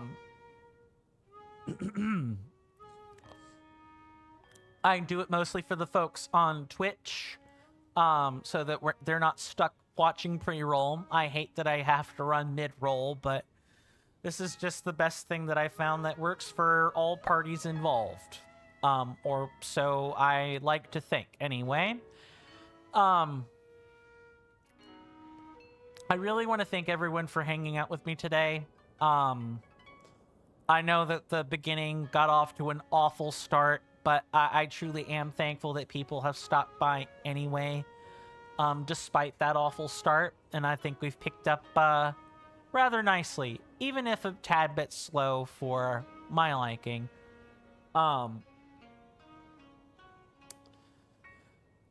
The commercial break lasts 3 minutes, and there will be a timer above my head at the top of the hour. When that timer hits 0,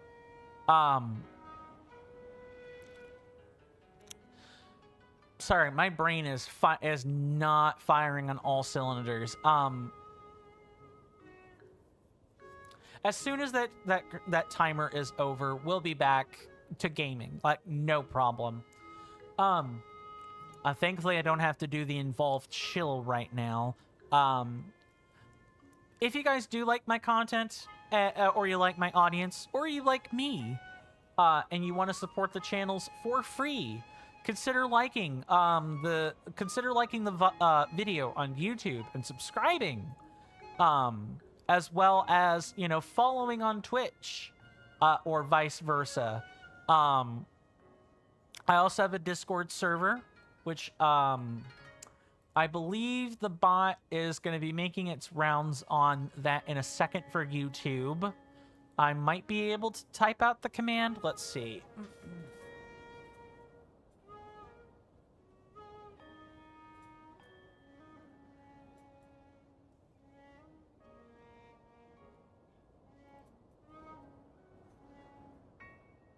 Let's see if it does that properly. And thank you very much, Mr. Jason. I am looking to cultivate that, you know, that community one heart and mind at a time. The onboarding for that is completely automatic. All you have to do is grab bonus rolls if you're so interested. We vote on games and other stuff there. We're having a multi-month long vote to determine what game we're playing after Tears of the Kingdom. So if you want to help choose and make your voice heard, I have a channel called Voting for Content in the voting category. You can literally just click on one of the... There will be a prompt with 10 blue buttons on it. You just click on the one you're interested in, or I believe you can click on multiple of them if you're so interested this time around, and kind of go from there. We have gotten a pretty substantial number of votes on this, more than I was expecting, honestly. Let me catch up on chat, or try to, in the last 2 minutes. C7GV YFT. Okay, interesting. Oh, that feels like are we sure the keyboard didn't break somewhere? Jamal Gibson says you broke what? What did you break in 2 places? And your doctor said don't go to those places. Not 100% sure. Hold on. Okay, that's working fine. Yeah, I might have to replace my headset real soon. If that was supposed to be a joke, I'm too dense to get it right now. And then Mr. Rasby said, I bet in the UK it also rains literally every hour. Probably not, but it rains more often there than normal. From what I understand. Mr. Jason says, Mr. Coin, I need to ban yourself from eBay. I will have to finish reading that after the commercial break. So sorry. See you guys then.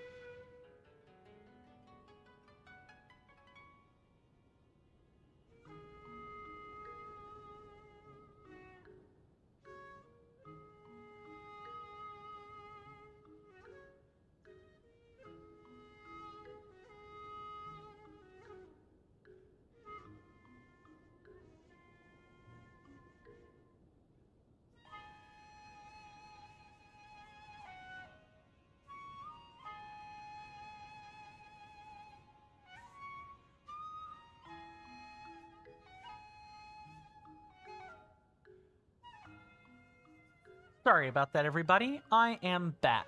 Let me finish catching up on comments before it was so rudely interrupted by the incoming ad storm. Jamal Gibson asks, what is up, chat? So that's in, that is directed at everybody. Let me see. Where did I get cut off on Twitch? Ah, okay. Mr. Coin, Mr. Jason says, I need to ban yourself from eBay. You found the Nintendo Switch Animal Crossing New Horizons edition there back in August, and today you've been looking at the Nintendo Switch Pikachu and Eevee edition. Sounds like you're dealing with some impulsive spending. Yeah, cutting yourself off from sites like that might do you some good. And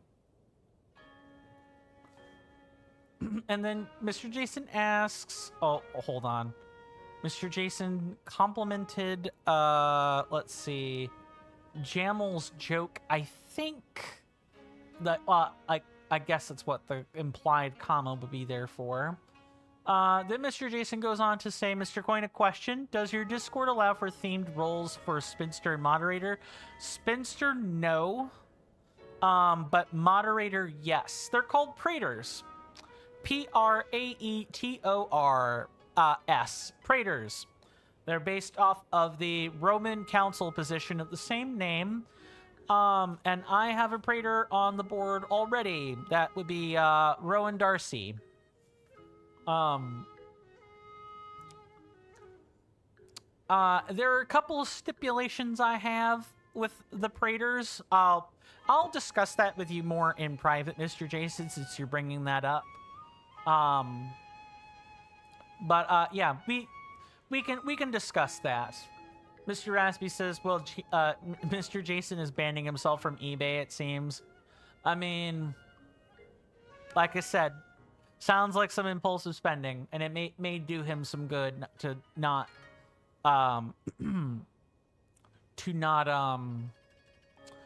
be on places like that. Mr. Jason says, welcome back, Mr. Coin. You've left a message for DMs for later.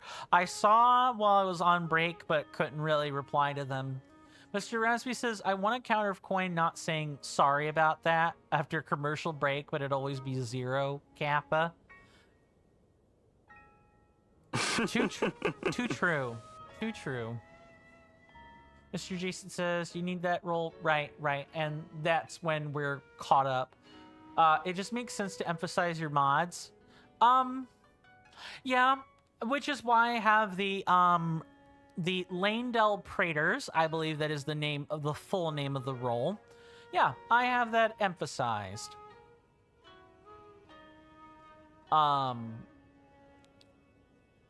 E.g., the TCC has a staff register. I don't usually put that on registers. I just use the native Discord feature to separate the roles out like that. So like the role name, the roles have a category, and people are listed not only with that role name, but they've got a color code to them. So like there are multiple different ways that Discord just natively helps us do that without adding a registry. Mr. Raspy says we should segregate the mods and regular users to emphasize it even more. I don't like that much emphasis on my mods. We're all human at the end of the day.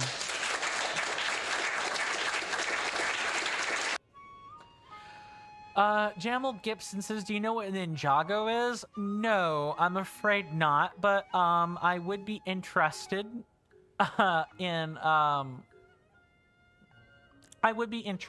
finding out more. What is that, if you don't mind my asking, Jamal Gibson? And while that's happening, well, visitor, I heard the news. You've done us a huge favor. Those two have argued about offense and defense since they were barely old enough to walk.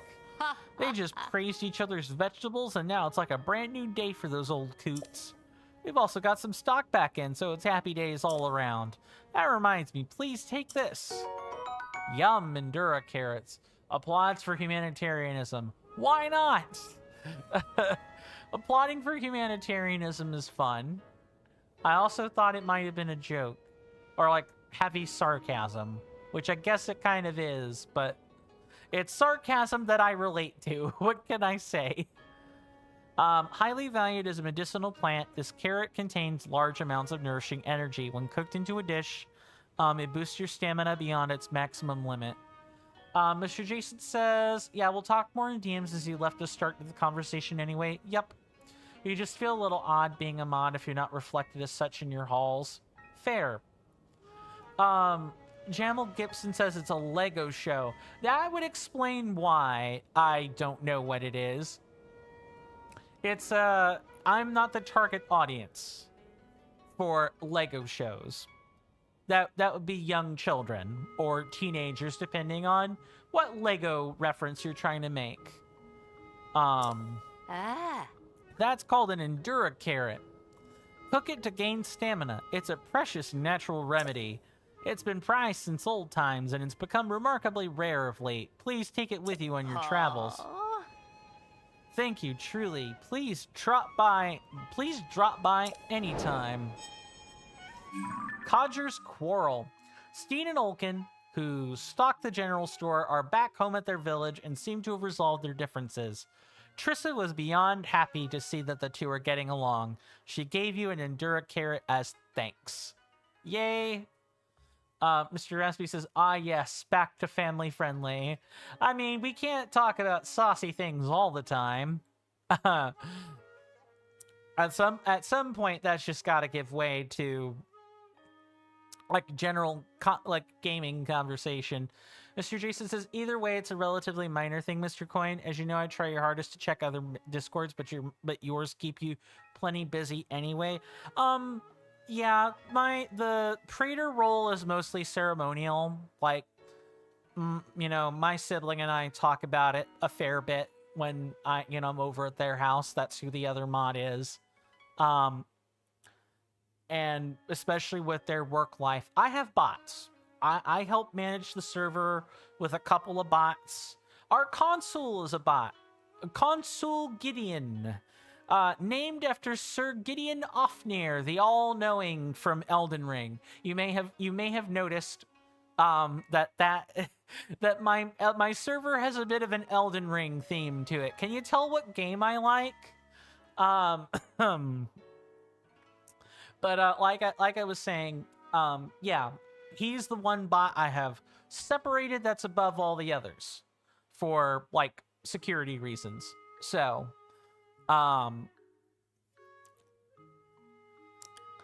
needless to say, the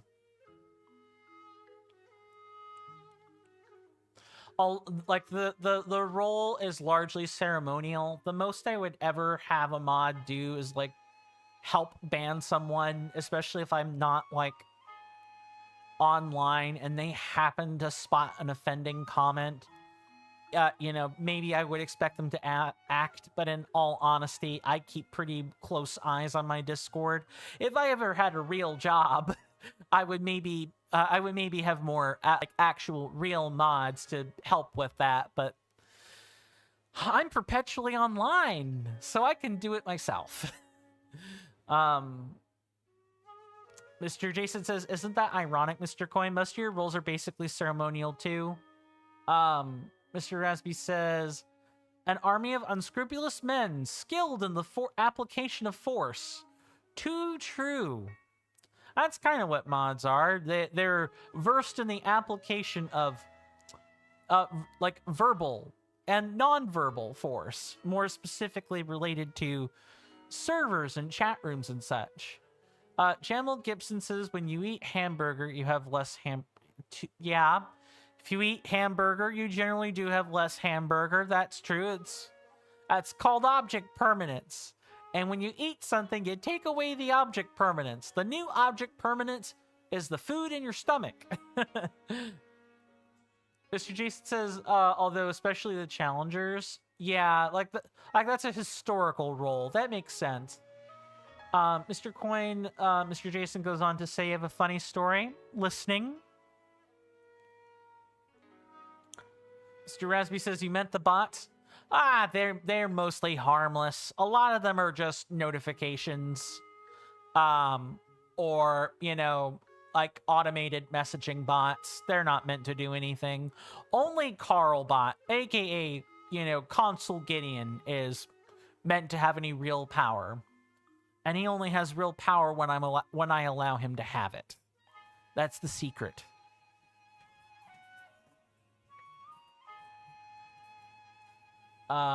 These are the last two comments I will read. Then we need to keep things moving without tangling my feet in my wires, please.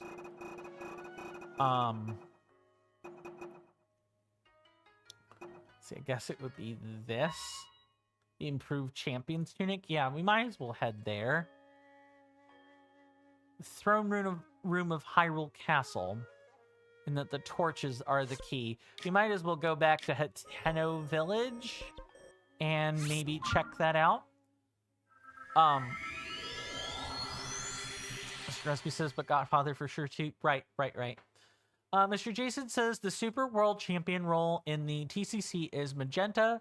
Magenta is technically a shared delusion and doesn't actually exist. See how we use color? Uses different wavelengths of color in the visible light spectrum. Magenta is actually something our brains created to fill a gap in the wavelength it didn't like. So it's something only humans see like that. So the troll is technically you're using a color that isn't really a color. What?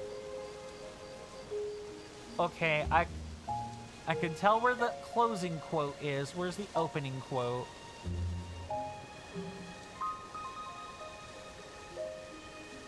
I can't tell where that is. Anyway,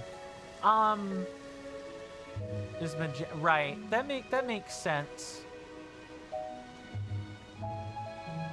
Although I'm not sure I'm buying that it's a fake color.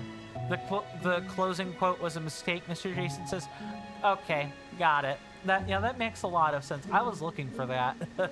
Mr. Resby says, "Man, when you were like 1, it took me a long time to learn object permanence." Kappa. I mean, it takes us all a long time to learn object permanence. And you know how most of us learn object permanence, my lovely senators and inductees? We learn object permanence by putting things in our mouths.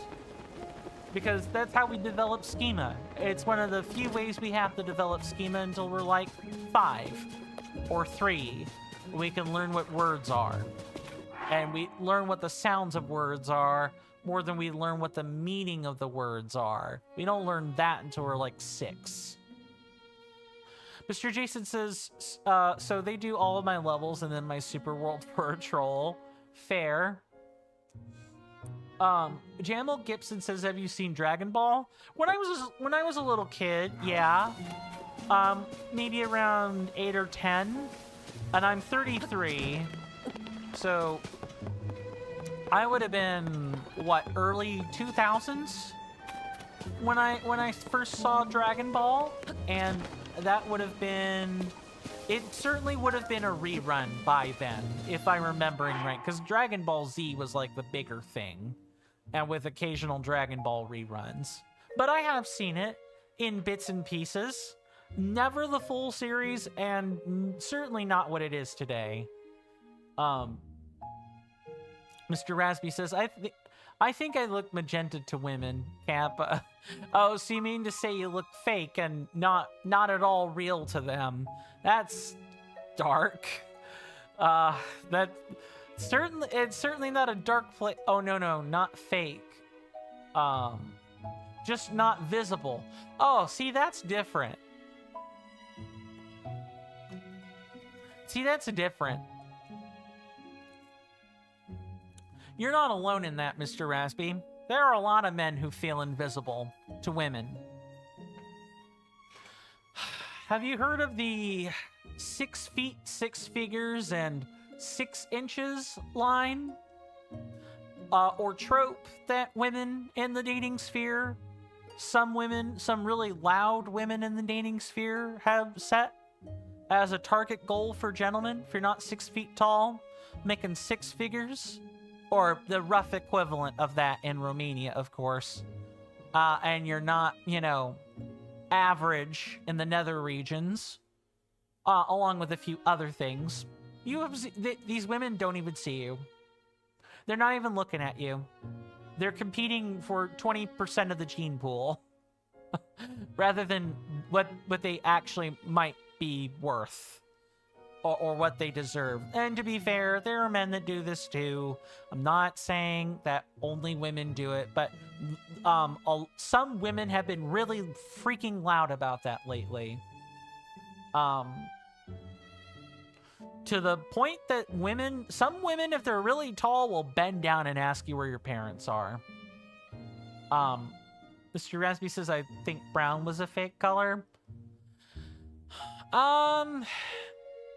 It's not fake, but brown isn't something that's visible in the spectrum of light. Not without, like, making something brown. It's like it's complicated. It's like optical science. Jamal Gibson says, damn on that 33 comment. Yeah, I'm old. I'm old compared to you young people out there. I'm not old, but I'm getting there. Give me 7 years and I'll have considered myself truly quite old, and that's if I even live out that far. Yeah, I get all that. Mr. Rasby goes on to say, I got at least one of those, yet your chance is probably less than 33% Kappa. To some of these women, your chance is 0. To some of them, your chance is 0, and they will not tell you.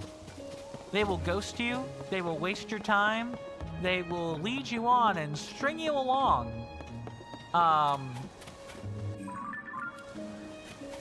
Because they have 2 or 3 other men. They've lined up in the meantime.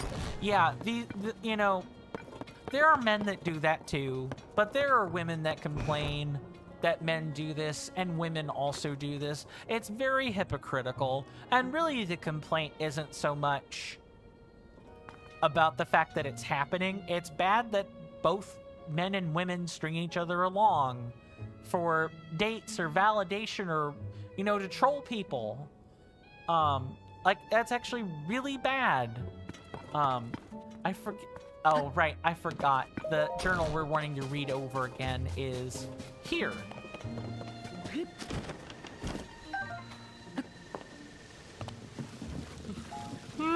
Sorry, I have been sleeping at an odd hour lately. Let me go and catch up on chat. Jamal Gibson says black eyes are fake. No, they're a rare disorder, if I remember right, but you can easily just put on contacts if you really want that look. Hello there, LOZ Junkie. Welcome on in. Good to see you. Hopefully you're doing well in body and mind, and I hope you enjoy your stay. To answer your question, Switch 1. Switch 1. I do not and will not own a Switch 2 during any foreseeable future, as long as Nintendo's legal policy has not been successfully defeated in court yet. As long as that is not the case, Nintendo can kick rocks as far as me buying anything from them at all. That said, LOZ Junkie, if and you don't mind my asking, how familiar are you with Tears of the Kingdom? Is it a game you've played before? If so, how much? I try to always ask an incoming audience members that, so I know, where to not take spoilers and so on. Speaking of, this is probably a good time to mention the spoiler policy, because I don't talk about it that much. Especially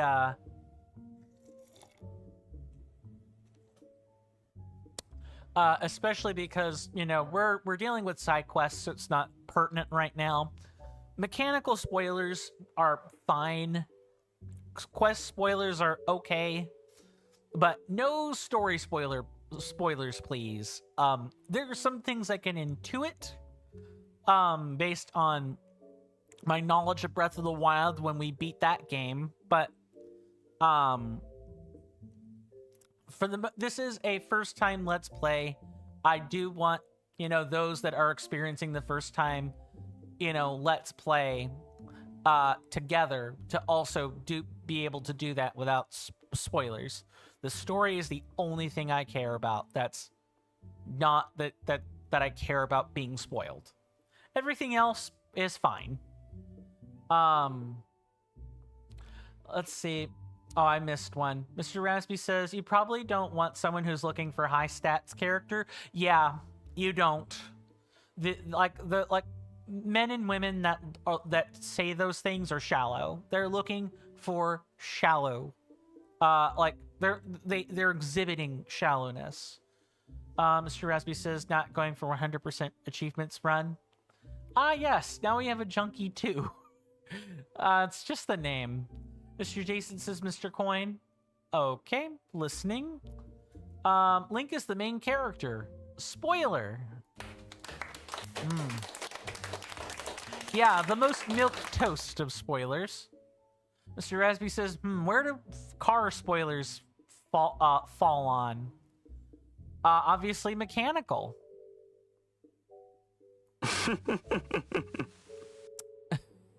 We do have a bunch of jokesters today.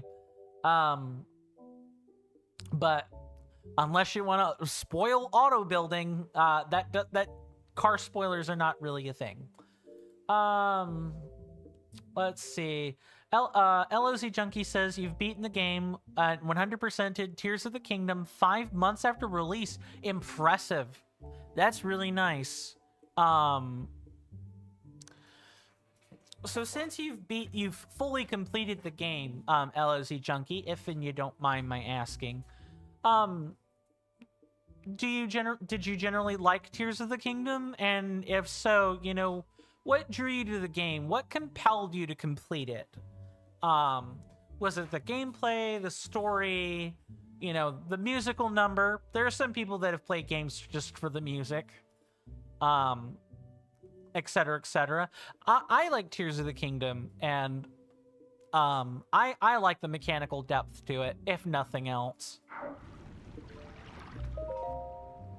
Let's read this diary. I'm looking for a specific passage because we've read this already. Mr. Jason says, is that 100%, 100% plus Koroks, or 100% plus Koroks plus 4-star armor?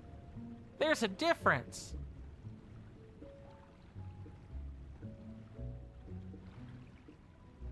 Well, I know that's sarcasm, Mr. Jason, but mostly just 100% is fine. I imagine Koroks and the 4-star armor is like a whole separate debacle altogether. That, I feel, is like you're deciding how much of you want Nintendo to own for like the next year. Mr. Jason says, there is a difference. Too true, my fine friend. There is, in fact, a difference between all of those. And it is how much of your soul are you selling to Nintendo to make it happen. Jamel Gibson says, insealable spoiler mark is main character. I will take your word on that. Mr. Jason says you've done the second one at least. Have you done the third one, though, Mr. Jason? I think you had talked about, like, upgrades a few different, or like a handful of times, but I don't know if you ever did actually do all of the above. Let's see. New and improved Champion's Tunic, right. Hide it in the throne room. He won't find it until after investigation. Even he would never expect that the torches are the key. Okay, so we just have to go over to the dungeon proper and find it, which I think we're gonna have to do. All right. Mr. Jason says, as for the third one, you're like, I'll pass. Fair. Fair. I am subjecting myself, and I suppose all of you, if you watch and hang around in stream, not the grinding process for 4-star armor, but, watching the animations, like, or watching me skip the animation, like, well over 100 times for all of the 4-star armor. Because this is a 100% Let's Play. I do intend on upgrading the armor, up to its full amount. along with everything else. I really want us to soak in everything. Everything that the game has to offer, including the bad. Including the bad. So we know what to like and not like. Mr. Gresby says it seems we've reached 20 junkies and priests. Yeah, that we have, good sir. Like I said, I'm also being a bit more liberal than I usually am with jokes and puns, and that's mostly because I'm trying to count sarcasm in as well. Because I do generally know when people are being humorous when they're with their sarcasm, as opposed to not humorous and not at all funny. Like more of a tongue-in-cheek type thing. Mr. Jason says, skip the animations any %? Right? Right? Shoot. No.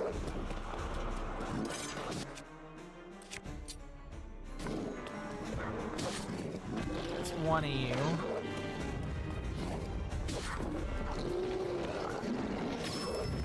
And that's the last one. Come on. Don't toss that. Thank you. Goodness.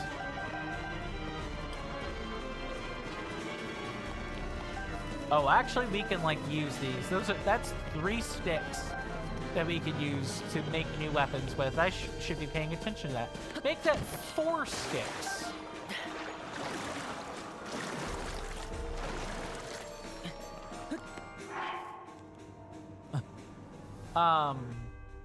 Mr. Rasby says, I watch Coin for the plot. Oh, really? And then Aelin says, let the bitch do what he wants. Hey there, Aelin. Welcome on in. Good to see you. Hopefully you're doing well in both body and mind, and I do hope you enjoy your stay. You've come in at a good time. We are finding the champion tunic is what we're doing. We are still cleaning up side quests. Yeah, everyone's been trying to summon you. I don't know if you're aware of the Aelin fan club slash, you know, the folks that have been uttering incantations of bitches and ramming, but I hate phrasing it. That is a repellent phrase I just used. But yes, they've been trying to summon you for a while. Mr. Rasby says, it worked. See, case in point. Mr. Jason says, hey, Aelin. And then Mr. Rasby says, our unanimous pimp or client. I wrote you in the notes as the man with the pitches. Mr. Jason says, indeed, Mr. Coin. Whenever Aelin pops in, it's a good time. Yeah, anytime you guys stop by is a good time. Aelin says, nice, I have fans. Why the do I have fans? Maybe, you know what I think it is, Aelin? I'll tell you what I think it is. See, I'm the clinically sanitary, or sanitized person. I was about to say sanitary. I mean sanitized. If I do not cuss super all that often. My language can be dry and droll and boring. Your language is more to the point. You know, not straight-laced like mine. And I think people have an appreciation for that. Some people probably genuinely find it funny. So yeah, you have fans. Which is fine. Mr. Rasby says, I'm a simple man. You know, I get bitches. I'm happy. You mean clients? Kappa. Mr. Jason says Aelin and Coin are like a mirror, 2 sides to every coin. I don't know if that's necessarily the case, but sure. Aelin says, yeah, I'm blunt as fuck. Strasby says, me and Jason broke the mirror. Whoops. Jason owns the mirror store, and I am here for the free reflections. Oh, I just pressed a whole bunch of hotkeys at once, but I'm not even sure what I did just now.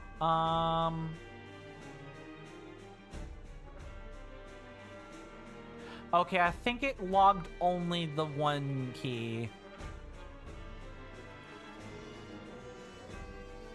Welcome. I'm sorry, I'm completely missing messages here.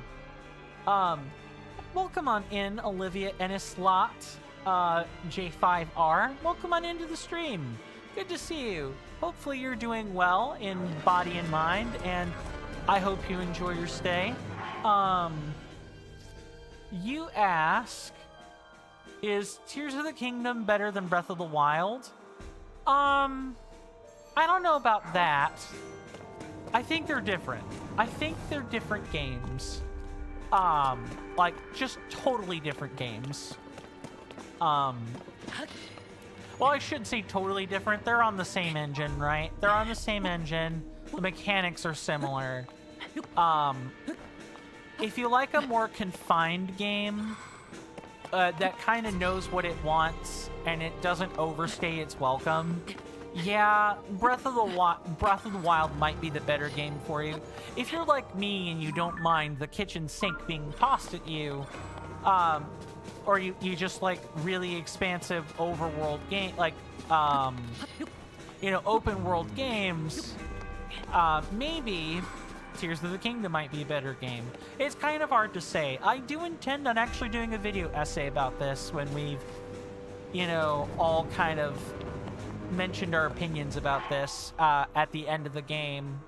That's the next thing I gotta do, is start writing a script for a video essay, and start talking about the two games together. And that way you'll have like the penultimate opinion piece to look at. Let me go and catch up on chat here. But to just succinctly answer your question, Olivia Ennislat, excuse me. I don't know if I would strictly say that Tears of the Kingdom is better. I think it is, but again, that's just the kind of person I am. Your mileage will vary accordingly. Let's see. Mr. Asby says, yes, encrypted messages. Aelin says, coins like the angel on one shoulder and I'm the devil on the other. The polarity, the duality of man, right? Yeah.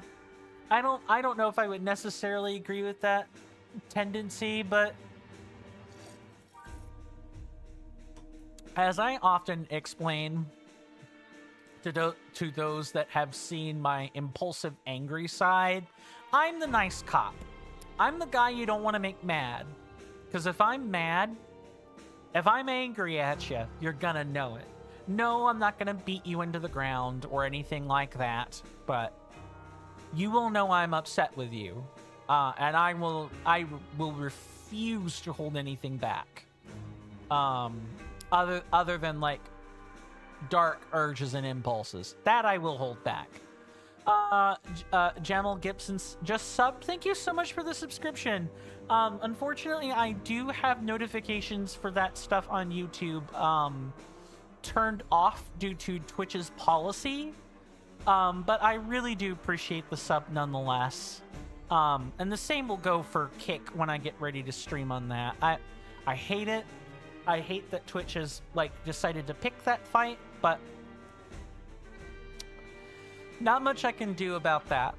It's either, not have the sound notifications or not be able to stream on Twitch. One of those two things. I prefer the former as opposed to the latter. Mr. Jason says, Mr. Raspy's puns are becoming more highly polished. Too true.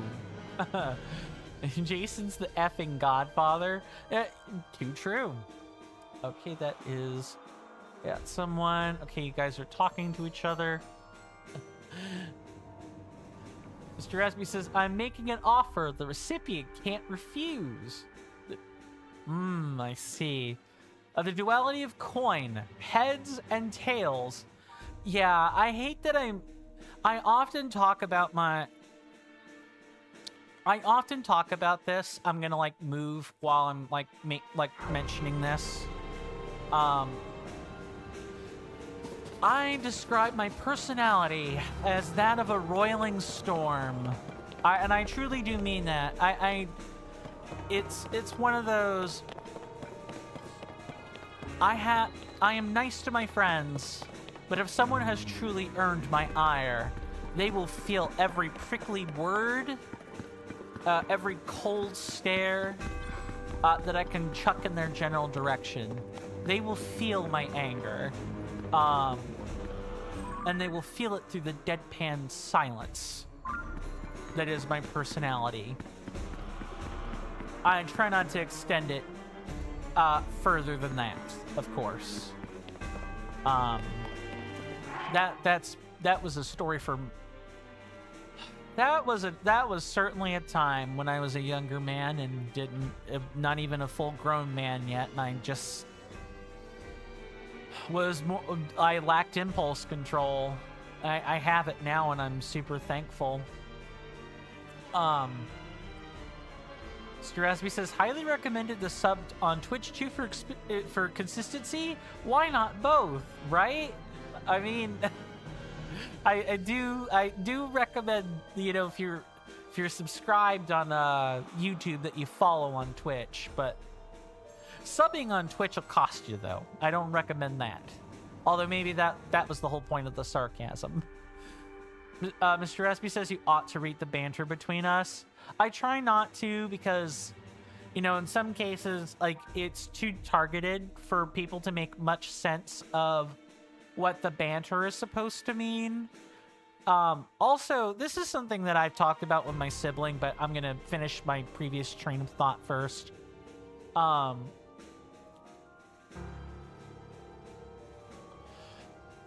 Like, with the banter, right?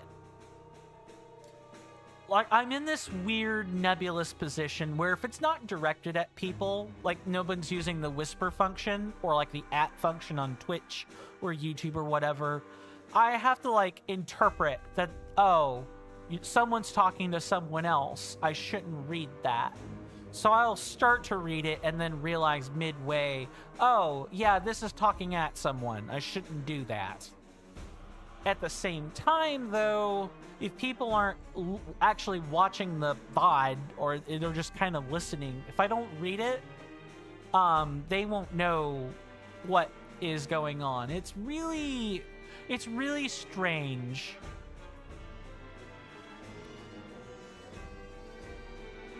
And something that's not easy to find a straddling line between, but now to get into that whole thing I tabled off to the side. I'm gesturing like you guys can even see that. My sibling and I have talked because they're also a moderator too, for the channel. And we've come to the realization that as my channel gets bigger, I'm gonna have to start not reading everything. I'm gonna have to start responding directly to messages at some point. It's just the nature of increasing in scope and size, right?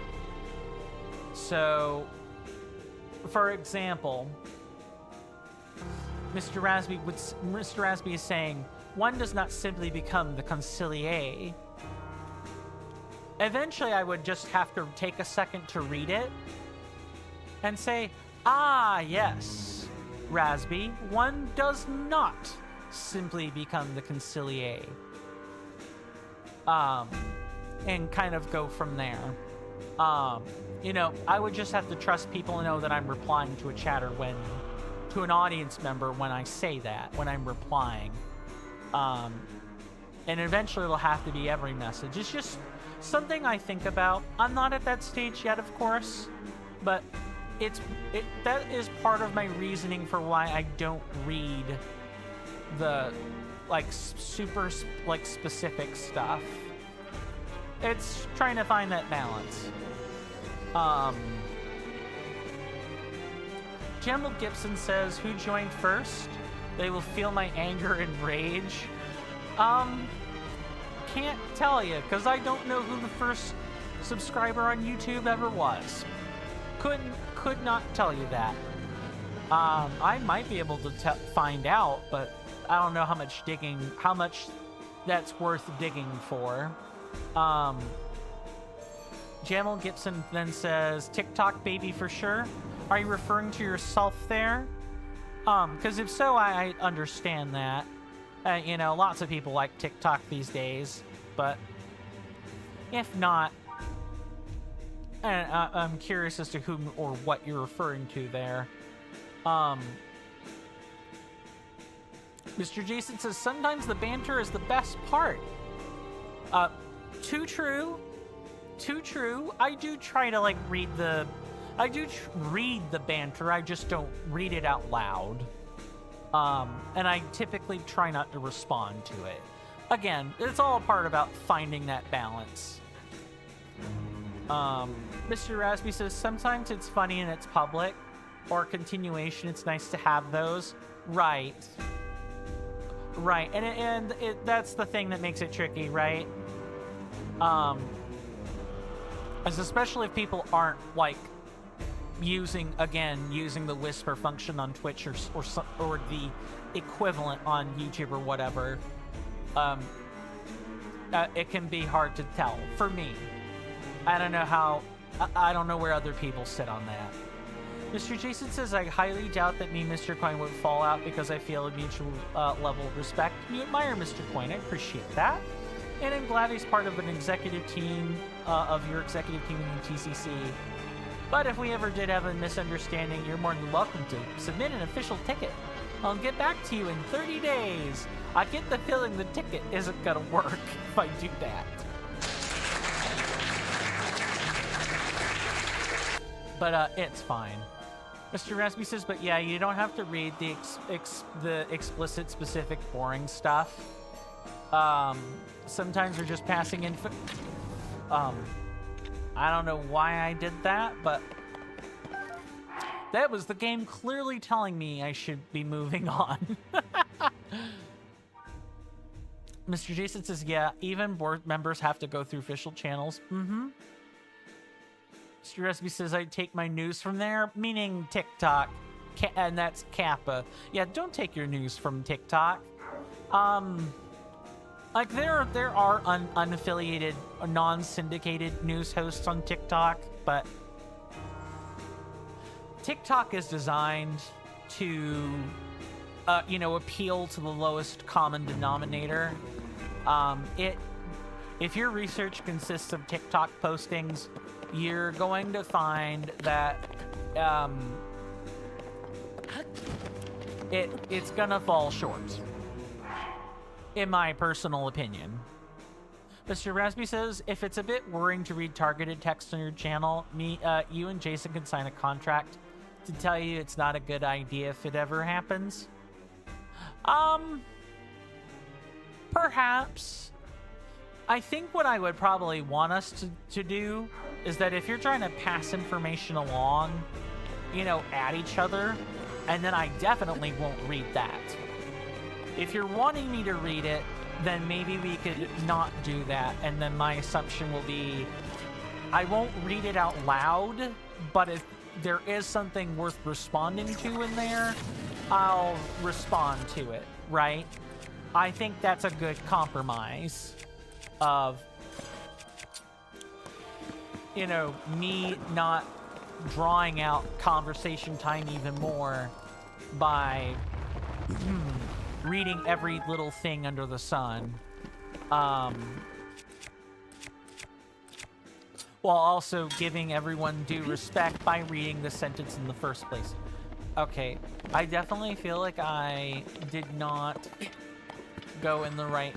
Yeah, because we saw the little eagle statue move, like right up here. It should literally be this. Yep, it's the nice chest right here. Mr. Rasby says, the impulse of murder. Indeed. Mr. Raspy says, if we end up being oblivious anyway, then it's an entire mafia being oblivious. Precisely. Precisely. And then in that case, you know, hilarity and insanity will ensue at the same time. Jamal Gibson says, quoting a YouTube short song. Okay, that makes sense. Mr. Jason says, I love this channel. Thanks, I appreciate it. It is a mostly family-friendly channel with an amazing streamer with mentions of ramming bitches and a slightly mafia undertone. There's plenty of other dark materia in there as well, but I appreciate you, pale washing my channel a bit. Much appreciated. Champions Leathers. This garment, worn by those in good standing with Hyrule royalty, has been reworked with the latest improvements, such as a new shoulder guard. You acquired the champion leathers that the Princess Zelda prepared for you in the throne room of Hyrule. Cool! We can move on to the next quest, finally. What, this? Okay, so now we have something new we gotta worry about, and that's gonna be back at Lookout Landing. Sir Raspy says it's a very easy to advertise stream for the aforementioned reasons. Yeah, I agree. As the streamer, of course. Mr. Jason says you were just joking anyway. There's no mafia. It's a totally legitimate business. Yeah, I'm the storefront, apparently. You know, along with the other streamers who apparently have signed on in the client program. We're all the front for this, right? Mr. Raspy says, every time I do mafia jokes, I feel a slightly higher need to re-listen to the Gangstalkers album from Rusty Cage. I mean, that is certainly an impulse, yes. Mr. Jason says, indeed. And then Mr. Raspy says, you're all welcome, family-friendly Legend of Zelda. After you join. Yeah, that's definitely, Jamal Gibson says, garment? Oh, like a garment. Yes, clothes. Garment. Exactly. I'm not gonna wear that particular garment yet, but oh, I'm trying to remember how I got to that particular section last time. Alan says, okay, what did I miss? You missed a line of conversation about... It was mostly conversation. The only thing that you missed, like, game-wise, was us getting the champion leathers in place of the Tunic of Memories. That's the only thing that changed. My goodness, I'm so sorry, guys. The last couple of days I've been napping at this time, so my sleep is super screwed right now. And this is with the peppermint tea keeping me awake.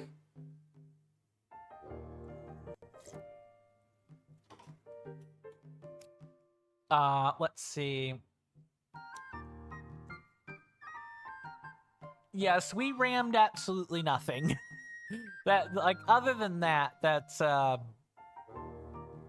other than the leathers, and a bunch of conversation, you didn't miss anything.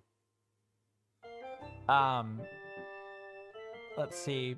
Raspy says, Pepe hands. Indeed. Then they go on to say, I want to learn how to speak an old fancy British. Oxford English. That's what you're looking for. You want to know how to speak Oxford's English. The posh English. Well, I mean, all you gotta really do is, you know, watch a few, British soap operas and sitcoms, and you'll probably have it. Make sure you watch the ones with that are marketed toward the British upper class. Mr. Esby says he wanted to do that for a dozen dawns. Yeah, I could totally get that. Look, there's nothing wrong with posh, high-class English. You just don't want to say it all the time. Hello, Jamal Gibson. I see that you've waved twice. Welcome, welcome. I'm still here. We're still here. We're still gaming. We're still talking. Nothing's changed. Aylin says just chug a few Red Bulls. That'll keep you up for weeks. I think I would die if I chugged that. I come from a family that has like caffeine sensitivity. Also, as you know, part of being a spectral is apparently just different body morphology.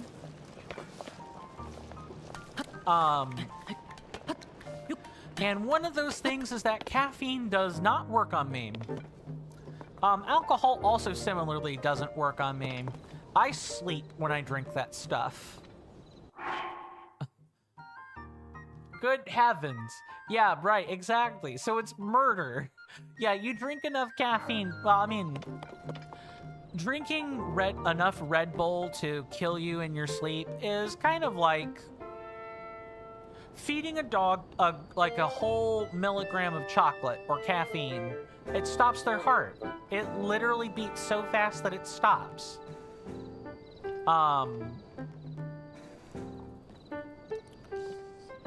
That like the human heart and a dog's heart are kind of built similar in that regard. We just have one more chamber than they do, if I remember right. Aylin says I could never, or I'm sorry, I missed one. Shirazby says a spectral ghost warrior. You hear that off in the distance, my senators and inductees? That is an ad storm. In about 5 minutes, it'll blow over us, and then we can get right back to the gaming. Thanks. That, my fine friends, is the 5 minute warning for the commercial break that we take at the top of the hour.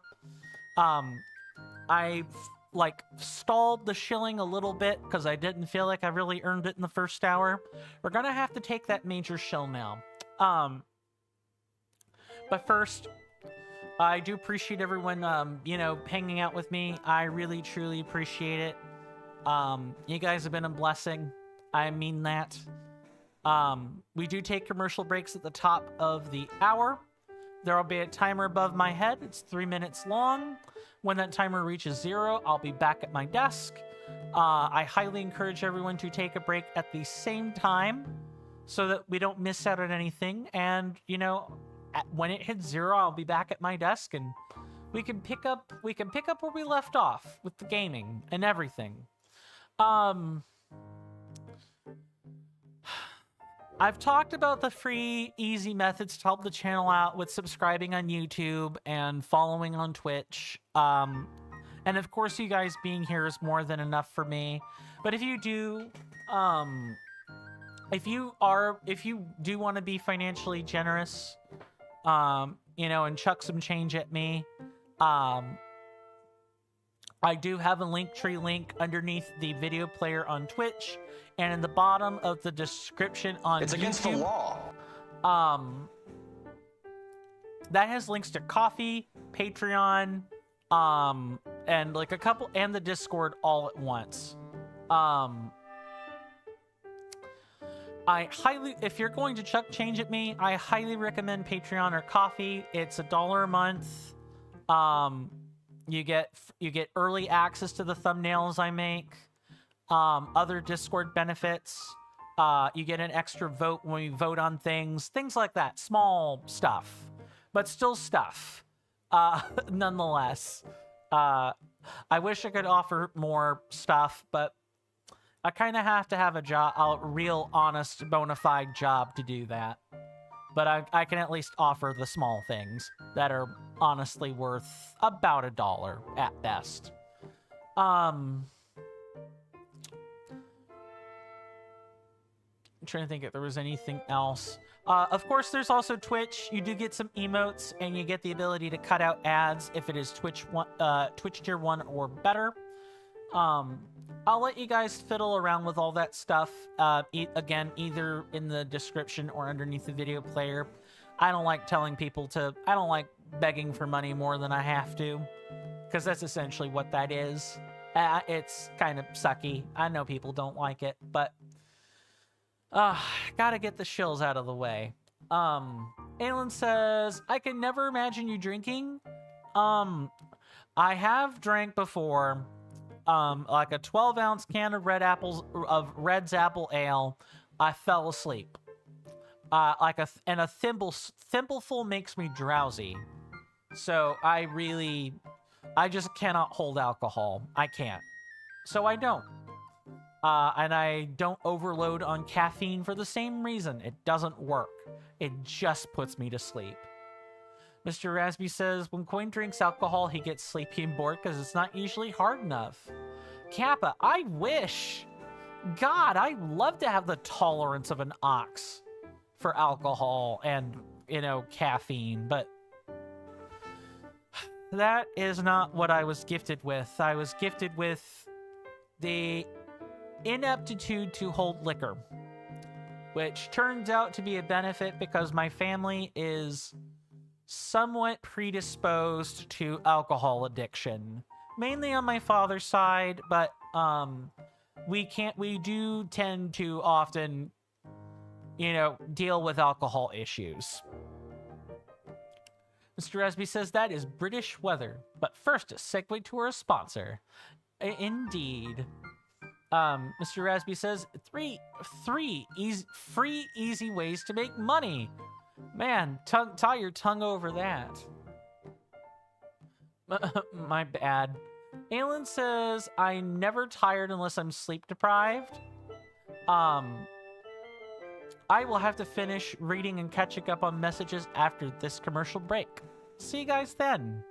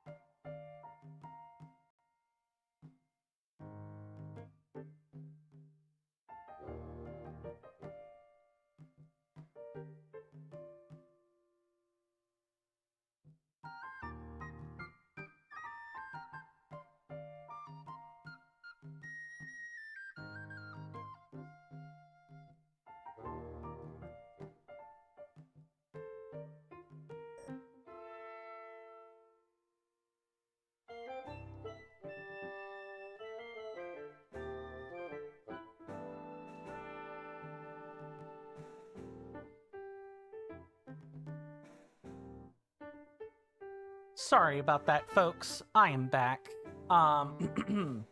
Let me catch up on messages, and, Mr. Jason, I am aware that I missed a Mr. Coin message, so let me go back and find that one first. Mr. Jason says, also, Mr. Coin, don't forget your message in the Discord, too, in the roundtable hold. I won't. Promise. I'll have all weekend to apply to it. Grant me suck. Sorry, I have the weekend to reply to it. I can't English today. My God, my brain is running on fumes. Since today is Friday, anyone have any plans for the weekend? You know, going out and having some fun, partying with friends, or, you know, hanging out with friends. I've got a tabletop session this weekend, so I am looking forward to that. Let me go ahead and check the messages again. Jamal Gibson says, am I Captain America? Nope. And it's not even my favorite Marvel hero. I don't really have one. Let's see. Alan says, I'm never tired unless you're sleep deprived. Fair. Fair. I hope it stays that way for you as well, Alan. I really truly do mean that. Being tired all the time sucks. Mr. Raspy says, I imagine Coin being the most innocent guy at parties, and then or the most innocent guy, and then at parties to do lines, ram bitches, and all that shit. Oh no, I am a doormat at parties. I am the wallflower. I am someone that likes to... I like to just sit and watch people. I am one of those people that if I really had like the spare time, I would actually go to a subway, like an honest to goodness public transit station, find a free bench and sit there, you know, on my phone while listening and watching people. I like to do that stuff. I think you can learn a lot about a culture through its people and like the random day-to-day interactions that people have with each other. I really do mean that. Mr. Jason issues a second reminder about the message. Mr. Rasby says, it is your heritage. Is it? I don't know about that. Mr. Jason says, I meant you missed a Mr. Jason message, Mr. Coin. Ah, yes. Uh-huh. I missed the bundled message. No one gives a crap. Dreamlight Valley. Ah, Dreamlight Valley. That's a name I've not heard of in a while. Isn't that like an MMO Disney's like maintaining or something like that? It's not really my cup of tea, but like even seeing it makes me feel a little bit off-put, but that's fine.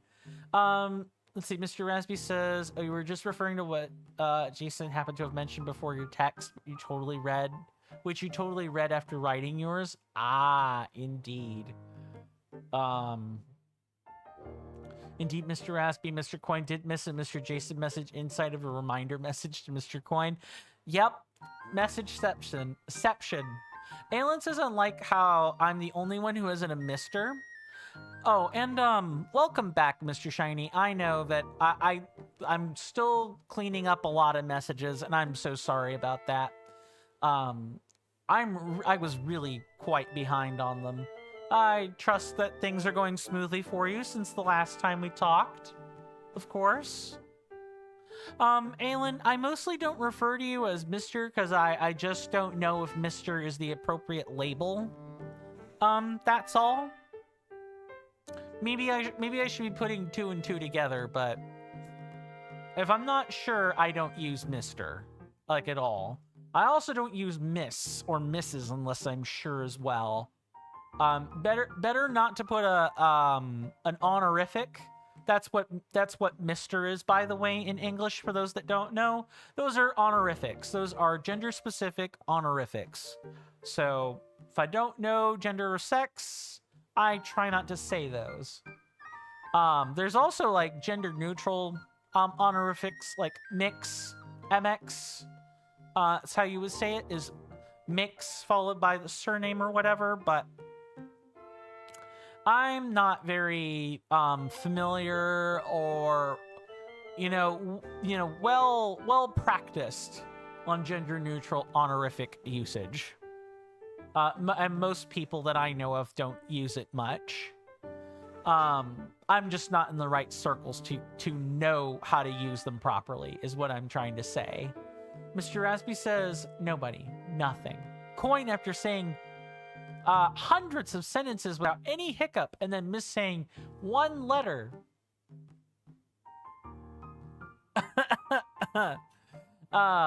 Yes, I do have to go back and correct that stuff.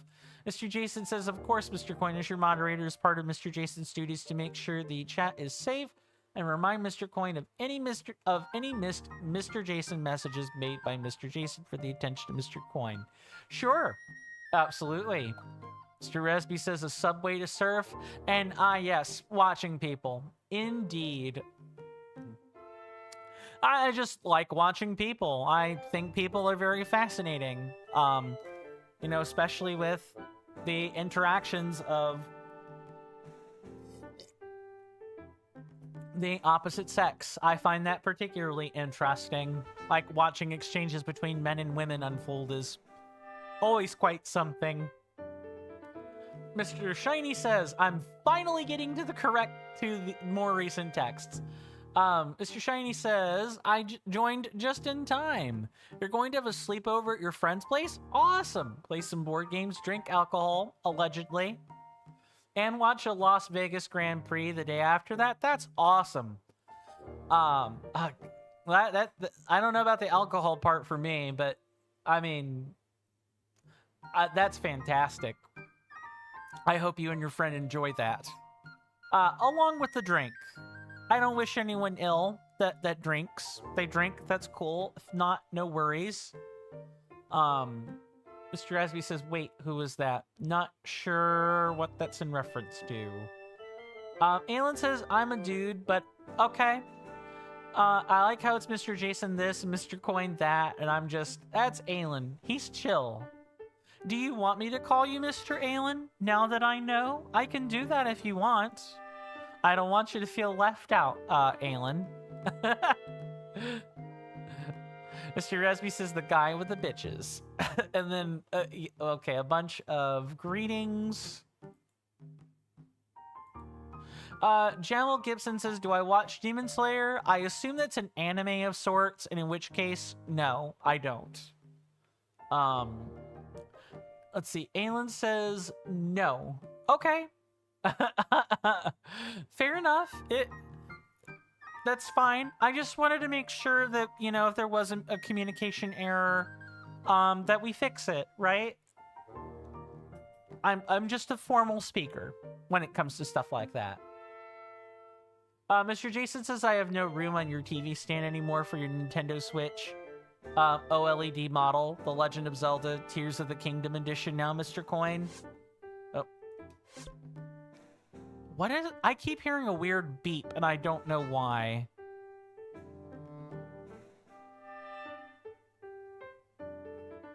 I might have to, go check into that real quick. We'll see. Alan says, I'm unique. Too true. I don't know too many people like you, Alan. That's totally fair. But as long as the line is unique and not the phrase too weird to live, too rare to die, I think you're gonna be fine. Sir Raspy says, I hear a weird ticking from this random object you picked up. It's getting faster every hour and you won't worry about it. Yeah, okay. I'm convinced. I'm gonna go check that out after I read these last few messages. Mr. Jason says, I have to go now, Mr. Coin. Bye all. Thank you so much for stopping by, Mr. Jason. Your company is, of course, a pleasure, as always. Do rest well and be well, my lovely senator. I hope to see you back again sooner rather than later, but if I don't see you again, for whatever reason this wretched world wants to provide, do stay safe and take care of yourself out there. And with that, I am going to quickly go take a look outside, because I think what I'm hearing is outside. It shouldn't be more than like 15 seconds tops, but I'm gonna go do that real quick, and I will be right back.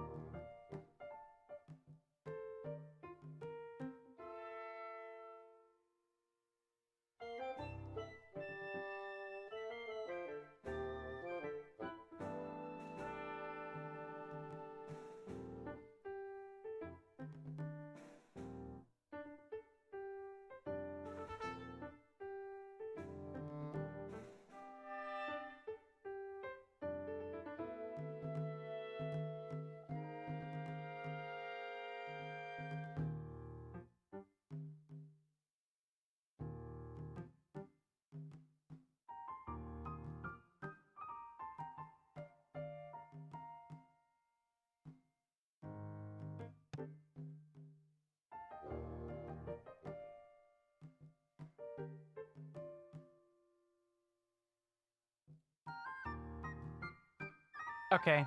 I am back. So sorry. Let's see. Mr. Rasby says we reached 22 Jasons and Pirates. Too true. And then it looks like there's a whole bunch of banter going on. I'm just gonna take a quick read, and if there's something if there's something interesting to talk about, I'll mention it. There's that beeping again. Unless it's like out in Coach's place? Sorry, that's the name of that's like the moniker my neighbor goes by. He often like does his lawn at around this time of the evening, actually. Among other things.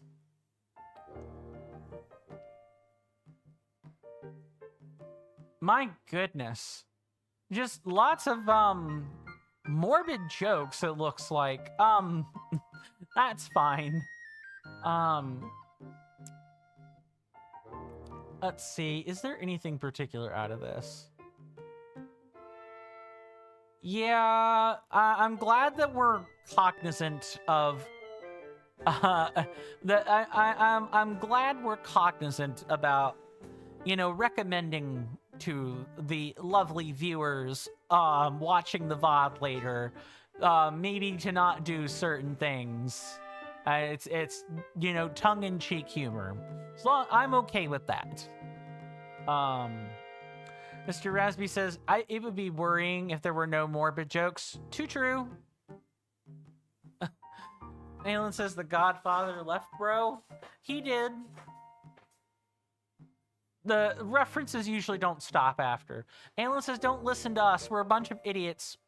Yes, I am in particular. I am the idiot sandwich with two idiot muffs you know, between, like, in front and behind my idiot face. And don't do drugs. With or without us, even.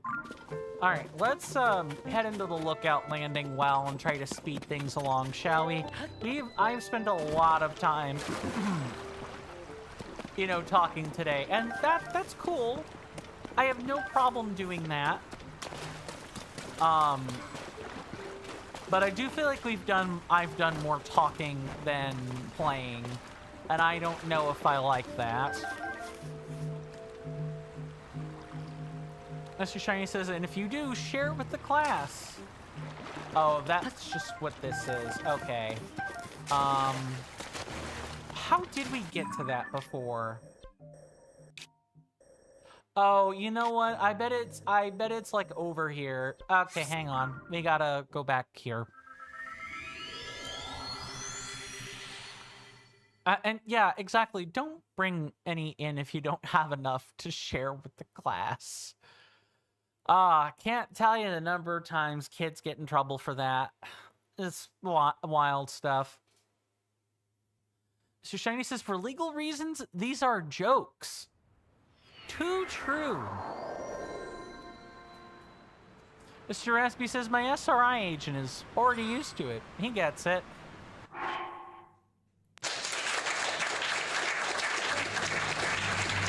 I realize that was probably sarcasm more over than an honest joke, but that was pretty funny.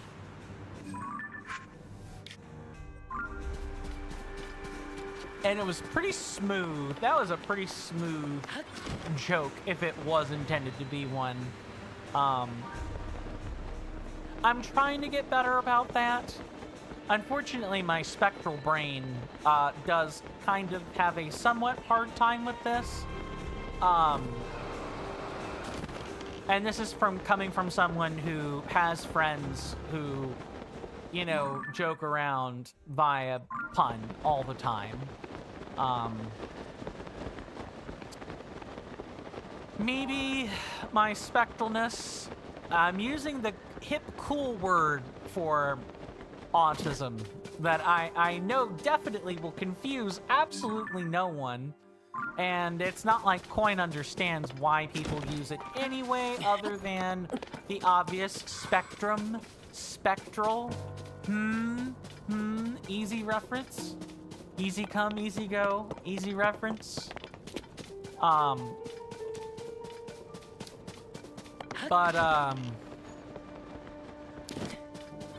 Anyway, people use it because it's more badass, Aelin says. Fair enough. Fair enough. Okay, is it down? Is it like... Okay, no, I definitely had it right. It was up here. Well, thankfully we can make that climb now. Mr. Raspy says, we can shut anyone who doesn't use it too. What? I don't know if I necessarily want to do that, unless that was meant to be a different statement. The word spectral, kappa. See, up until recently, I was part of the old guard, right? You know, I really didn't get behind the word. I thought, you know, saying spectral and neurospicy was weird. And, like, there was no reason to say that stuff. Like, at all. Like, why be evasive? It's not like, you know, that's actually hiding anything. But I don't think hiding it is the point. But that's me. Mr. Raspy says, I heard people in the hood say neurospicy. Mainly VTubers. I watch a VTuber by the name of Kizunukip. That's his name. Guy with like purple hair, with a VTuber avatar. Has like 4 or 5 different channels for various bits of content. One of them is a React channel, of course. And He says neurospicy a lot. So it really is just like... There's a lot of individual parlance. I usually use the word spectral now when I'm wanting to be casual about it. If I'm serious though, like if we're seriously talking about people on the spectrum, Do you always have to yap? you know, I'll drop the casual word. The only morality in a cruel world is chance. Unbiased, unprejudiced, fair. Hot damn! What? What a redemption! All right, destroy the fused material on a weapon you have equipped. Very well, good sir. Well, do you care if it's high value or not?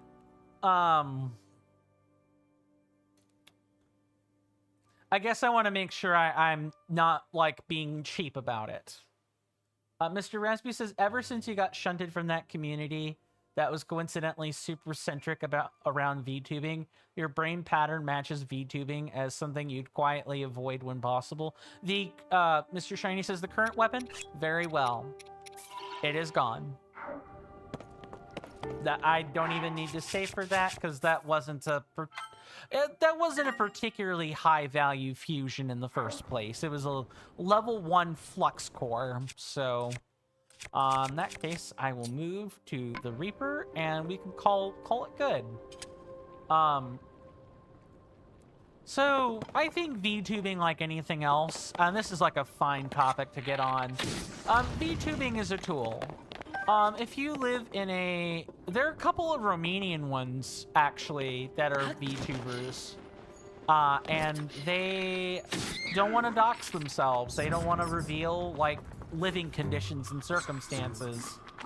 I shall place the sorting hat on your head, and you will be sorted into your houses. Okay. So, apparently... that did not show up the... Oh, I don't have a hat label, is what it is. Okay. But yeah, here we go. And I know to count about an extra 15 seconds before I take off the hat. Thank you for that redemption, Mr. Shiny. Oh my god, a coin in time! Like a hat in time? Yeah, I thought about that game. My issue is that it's a platformer, and I'm, like, not great at those. He says while playing a game that has platforming elements in it. I don't think about it. Don't even think about it, good sir. Just sit and take your beatings. Oh, we should probably put Unobo... Oh no, Unobo just couldn't fit himself in this hallway. Mr. Shiny says Celeste. That's another game I thought about, but again, for the same reasons, I'm bad at platformers, and I don't want to cheap out by using Celeste's, invincible mode. That feels super stupid. I'm sure it could probably do it with enough practice, but my goodness, it just gets...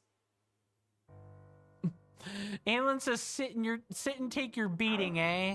Indeed. See, I told you, I'm the nice cop. Don't make me mad. The Horriblin was making me mad, so I had to do something about it.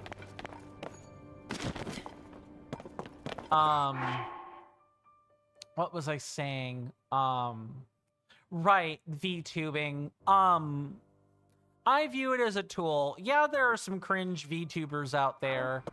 You also have your grifters, who are using VTubing as a shield, so that they don't have to take actual accountability for the things they say. So, like, the reputation of the VTuber takes a hit, but their personal life is fine, right? That's kind of it's a double-edged sword. And I feel like there are a ton of ways in which there are good and bad applications of that. At least for me. Wow, Unobo, thanks. I really needed you to ram like 2 inches of space. Mr. Rasby says, in my case, it's been a community full of nice people on the surface and shittily and abandoningly afterwards. Yeah. With VTubing, right? It's not really. VTubing is like the modern day.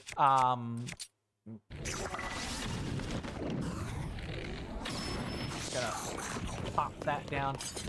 It's pretty much like, you know, like the creator relationships, the parasocial creator relationships 2.0, where people on YouTube and Twitch and Kick and so on pretend to be nice and make it all about the content, and really they're quite catty with each other, and there's quite a bit of backstabbing in terms of who has what audience when and why. There are a ton of horror stories and downfall stories about people collabing with this VTuber or that other content creator and there being problems. With that, VTubing isn't any different than that. It's just now you've got you know, pretty avatars to look at, and you're not sure about the face of the person you're dealing with. Mr. Rasby says the VTubing aspect has nothing to do about what they did, even if intuitively it feels like any channel full of really cute stuff might fall under the category I mentioned above. See, good eye there. It's about the people.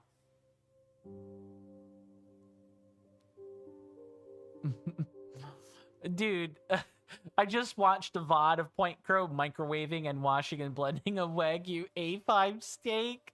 Oh my god. Who does this with food? That feels like a food crime. I mean, microwaving a Wagyu steak is fine, but washing and blending? Come on. That said, that's hilarious. Point Crow is known for doing war crime with food, and oh my god, that is hilarious. So now, I guess the follow-up I want to point out there is, when you're talking about why you gotta be so deep, is that me or him? Because if it's Point Crow, fair enough. If it's me, I'm not Point Crow. I am not Eric Marino, I promise. Eric Marino is one of the personalities of all time. Yes. If it's Point Crow, look, the man just likes doing things for shock value. The shock value is funny, okay? Mr. Raspy says, almost like it's intentional because of the shock value. That's his style of humor. Point Crow can very much bounce between, you know, being funny 1 minute and then being completely deadpan serious the next. He has zero qualms about switching between the two. Oh, yes, as in both of us? Well, I mean, in my case, I'm just a deep introspective person. The question people should really be asking is, when am I not deep? When do I not think about things deeply? And the answer is usually like early in the morning, when I haven't even awoken yet. Mr. Shiny says, I banish him to the Shadow Realm. Oh, do I have something for that? This is what I would like to do with the Wagyu A5 steak that Point Crow, like, did a war crime on. I'd like to rewind that so that it never happened. That is premium prime meat. Don't do that. That was loud. Okay, I will see what I can do to fix that little sound effect in the future. Thank you for telling me. I do test these, but I'm definitely not perfect at testing them.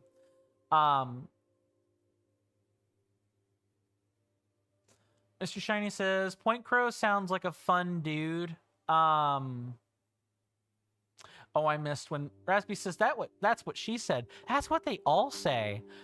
And I wouldn't blame them for for blending a Wagyu A5 steak. Mr. Shiny says Point Crow sounds like a fun dude, just that his content's a bit too loud for me. Oh, I mean, Kai Cenat is like that for the same reason. He's like a very loud dude that sometimes does controversial stuff for views. That's if you can't be funny on YouTube, right? If you can't be funny, you have to be controversial. That's how you're making that's how you're getting click through. And especially there are two kinds of people that Kai Cenat tends to attract. The 12 and 13-year-olds that are on the platform, and they need things to be loud and bombastic or it's boring. And, you know, the controversial people, although less so in Kai's case, because his stuff is mainly marketed for bombastic, like, teenagers. People that are that market their content more toward being controversial would be your political streamers. You know, your Asmongold's, your Hasanabis, your Smuggalanas, all that fun stuff. The people that get accused, or perhaps rightfully accused, of grifting at points. Whether it's right or not, I will not make a judgment on. I'm only saying it's what people have said. If you're not funny or controversial, you get no views. That's what YouTube wants to push. Aylin says, anywho, you're tired, so bye, bitches. Bye, Aylin. Thank you so much for stopping by, good sir. I do hope you rest well and you are well, my lovely senator. I hope to see you back again sooner rather than later, of course. But if for whatever reason you don't come back, for whatever reason this wretched world wants to provide, you know, do take care of yourself and stay safe out there. And with that, I'm going to continue catching up on messages as we make our way over to the mural that we need to snap for the calamity. Aylin says you're talking about how the VTubing community is toxic. It's only somewhat toxic. It really depends on where you go. I wouldn't say it's abundantly toxic. Just like any place else, there are individual VTubing communities that are perfectly fine, and then there are other ones that are toxic. And then there are those that kind of straddle that line, much like human society in general. Mr. Raspy says, the answer for me is that you might be a bit deranged. Oh. Perhaps. I won't make that kind of judgment. Mr. Shiny says sensory issues and stuff. Okay. That's in regard to not liking Point Crow's content, or it not being quite for you. That's fair. Let's see. We're getting into more recent messages. Aylin says, don't ever ask me if anything is loud. You listen to heavy metal at max volume all day long. That's fair. Some people just need to thrash it out. Mr. Raspy says, yes, hearing loss. I do have, not perpetual tinnitus, but I do have it. I'll occasionally just get ringing in my ear for no reason. So yeah, I fear hearing loss all the time. Mr. Shiny says metal is fine for you. You're a certified metalhead? Rock on. I used to be one of those. And then I met Synthwave, and then I became a little bit less of a rock and metalhead. The thing that activates the sensory issues are when the noises are random and chaotic. Makes sense. So music, fine. Random noises, not fine. So, a Point Crow production, which is just abject chaos incarnate sometimes. Mr. Raspy says, any group of people that could be categorized like that are as assholes or non-assholes as regular people and irrespective of the category. Right.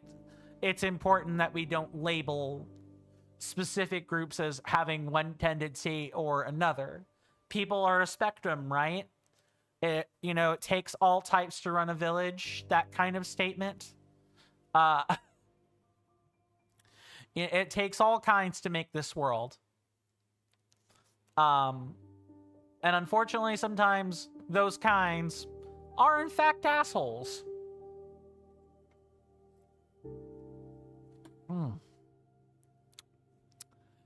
God, I feel like I've been talking for 20 minutes again. Rasby says, never ask a woman her age, a man his salary, and Aelin how many bitches he rammed. Oh, God. That's so avant-garde. It's not funny. I hope we're making our way toward the thing eventually. Like maybe through here? Or perhaps this way?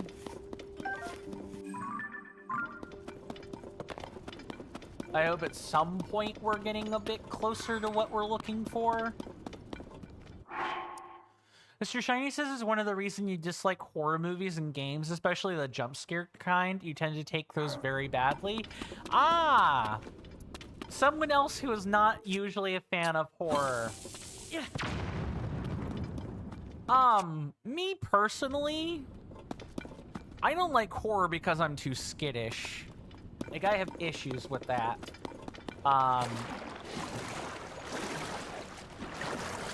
Okay, and then there's the Skull Knox. It's over that way.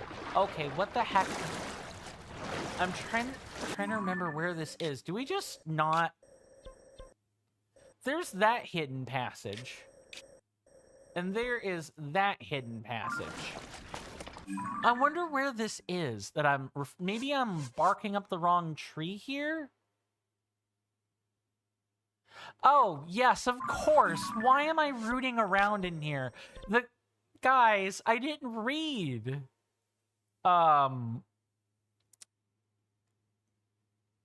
Man, sometimes I really do feel like... You worthless piece of trash. I should have read. We gotta go back to Kakariko Village. I was just meandering along in an underground prison remnant system for no reason.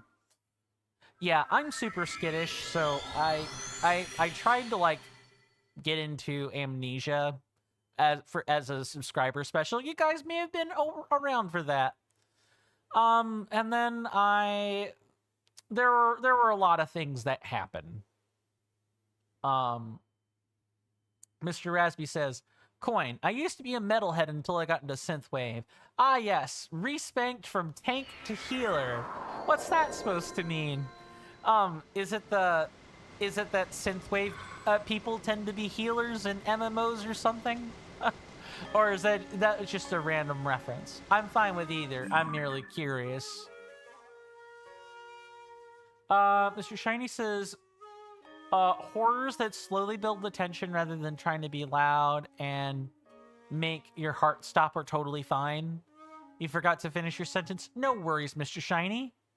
I'm glad I read it all the way through. You know, piecemeal editions included. Sir Raspy says, I got into Amnesia once and then forgot about it. Hold on, I have it.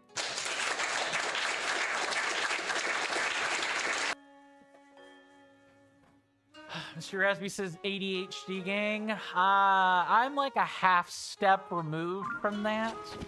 I probably don't have ADHD. I at most have ADD, which would be par for the course, given the many times people have seen me mix up sentences and, you know, read diagonal from time to time. Mr. Raspy says, I don't like horror movies and games of all kinds, but you're forced to sometimes watch them as streamers play them. I mean, you don't have to. And for me, watching a horror game is fine. It's playing it that's a problem for me. But even so, if there was something I didn't want to watch, I just wouldn't watch it. You know, us content creators are supposed to understand, you know, that not every game, especially variety content creators, like, we know that not every game is going to be, you know, everyone's cup of tea.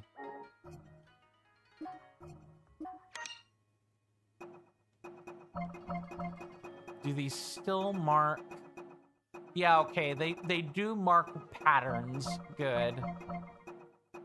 So we could just chuck anything that is not a paraglider pattern. And when we talk to Sage, we can clean the rest of this up.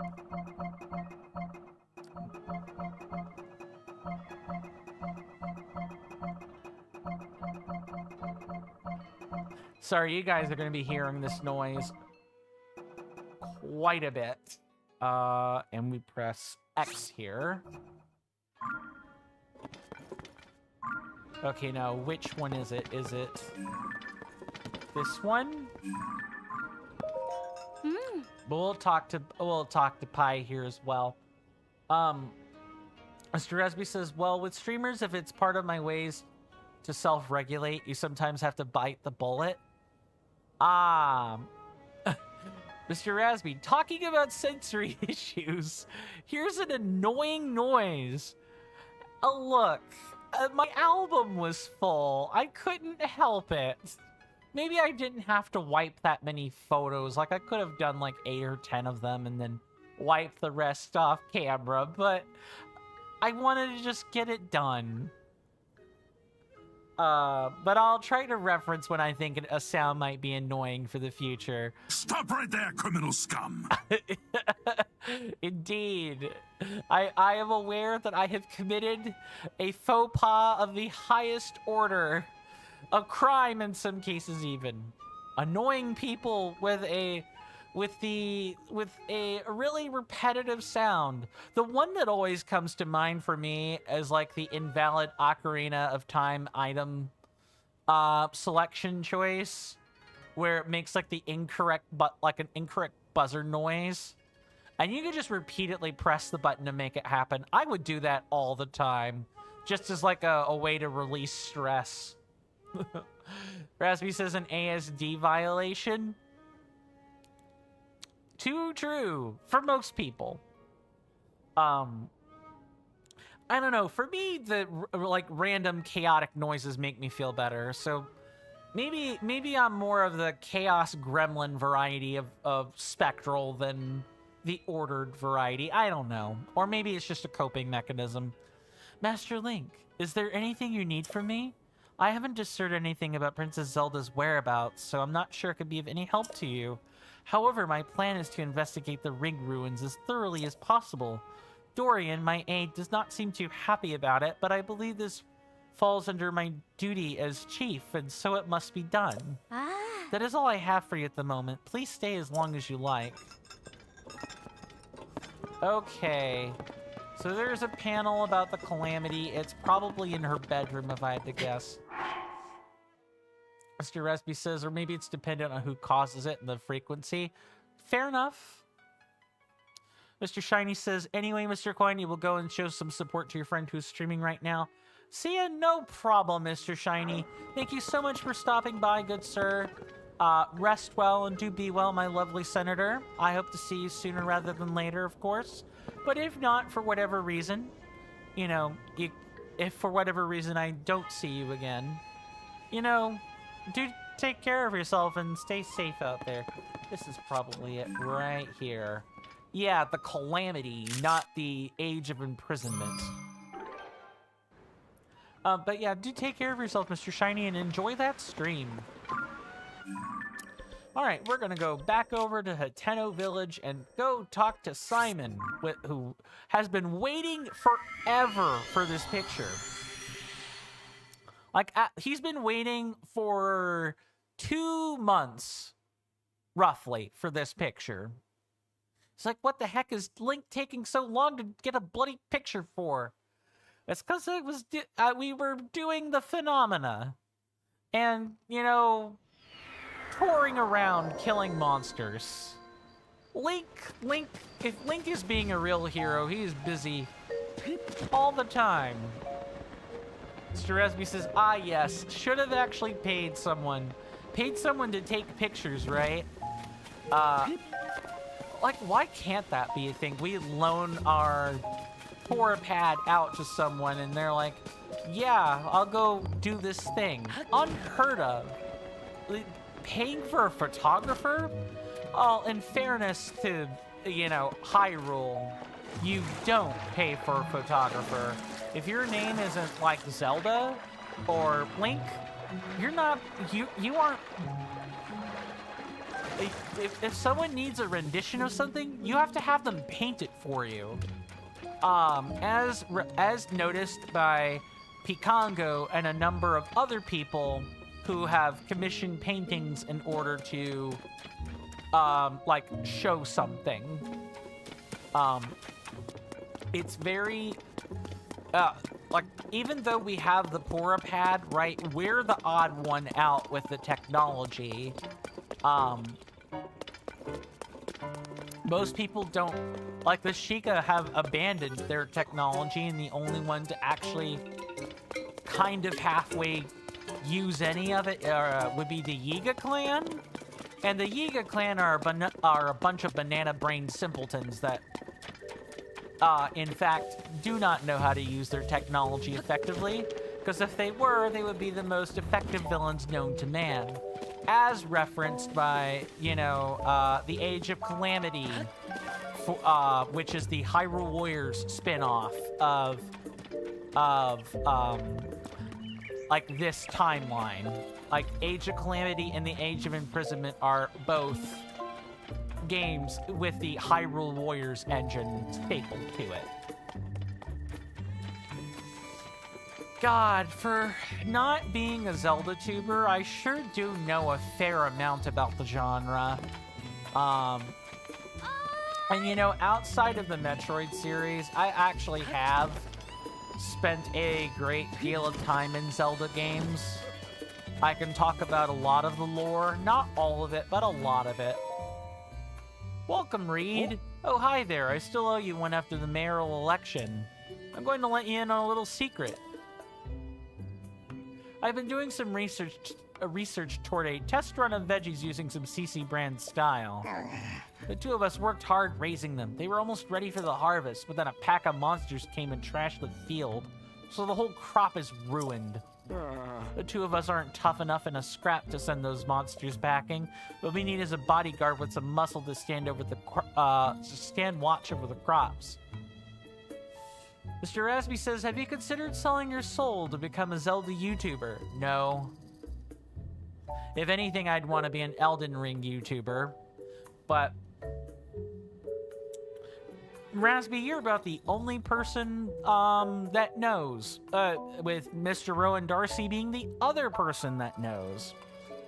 My on-again, off-again history with being a Soulsborne and, you know, probably not Elden Ring. I don't think you were around for that, but, like, challenge running is also a thing I do. So,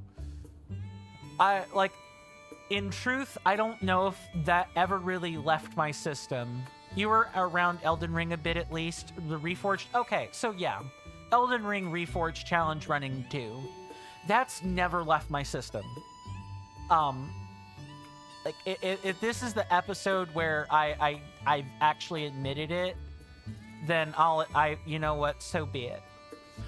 My desire for challenge running is so intense that it does take a lot of my willpower not to want to do it. I enjoy challenge running and, you know, punishing myself in Elden Ring Reforged that much. Or in Soulsborne games in general. They're a huge part of my formative experience in the genre. End of Season 7 with a cliffhanger. I mean, you're not half wrong. You're not half wrong. I technically ended the Elden Ring Reforged challenge run on a DNF. Did not finish. We got, we were trying to complete before the release of Shadow of the Erdtree, as a matter of fact. Like that DLC. And, I failed to finish before the servers, like shut down and Steam needed to update things. So I had to like stop just short of beating the Elden Beast, which I mean I'm gonna forgive myself for it when I actually properly beat it. But yeah, that urge to challenge run that game has not left my system, which is probably like 50% of the motivation for Streamer's Choice. But at the same time, though, I would feel guilty if the Streamer's Choice was actually just disguised as one of the 9 choices. That feels super cheap and stupid. I don't like that. Which is why I've often asked, or I have asked, or have mentioned, if you guys do have other game suggestions that you're interested in, feel free to put them in the game suggestions channel and I'll take a look at it. Because I want the Streamer's Choice to still be something that people would be into, as opposed to when I'm challenge running, I'm a very different person. I am super locked in, I'm focused. I don't chat that much, which can kind of be a problem when you're coming off the heels of The Legend of Zelda, whose prescriptive audience is 13-year-olds or high schoolers, and they expect interaction, a lot of it. It's really strange and puts me in a difficult bind. Mr. Rasby says, almost did something for yourself. I know, right? But when you're a content creator, them's the breaks. You have to choose. You're either doing something for yourself, and you're probably not making it anywhere, which the choice is doing something for myself or doing something for myself. Like, there's... Well, as doing something for people or doing something for myself, and not like a business model. Or the other bit in that is, if you're not doing something for your audience and you're not doing something for yourself, then you're doing something for the algorithm. What does the algorithm want? New content every day. YouTube really, in particular, it's YouTube. Twitch, not so much, but with YouTube, you were actually disincentivized for making series. Like, they really want you to make new, so I have to be careful. I watched someone by the name of Alexa. He's like an indie game YouTuber talk about this. And he's like, he's put in a box where he can't work on his passion projects without really having to weigh the options. Like, if it's not making him money, it's hard to justify the passion project. And the worst part is he doesn't even feel good about making the videos his channel is known for. He's much more proud of the passion projects.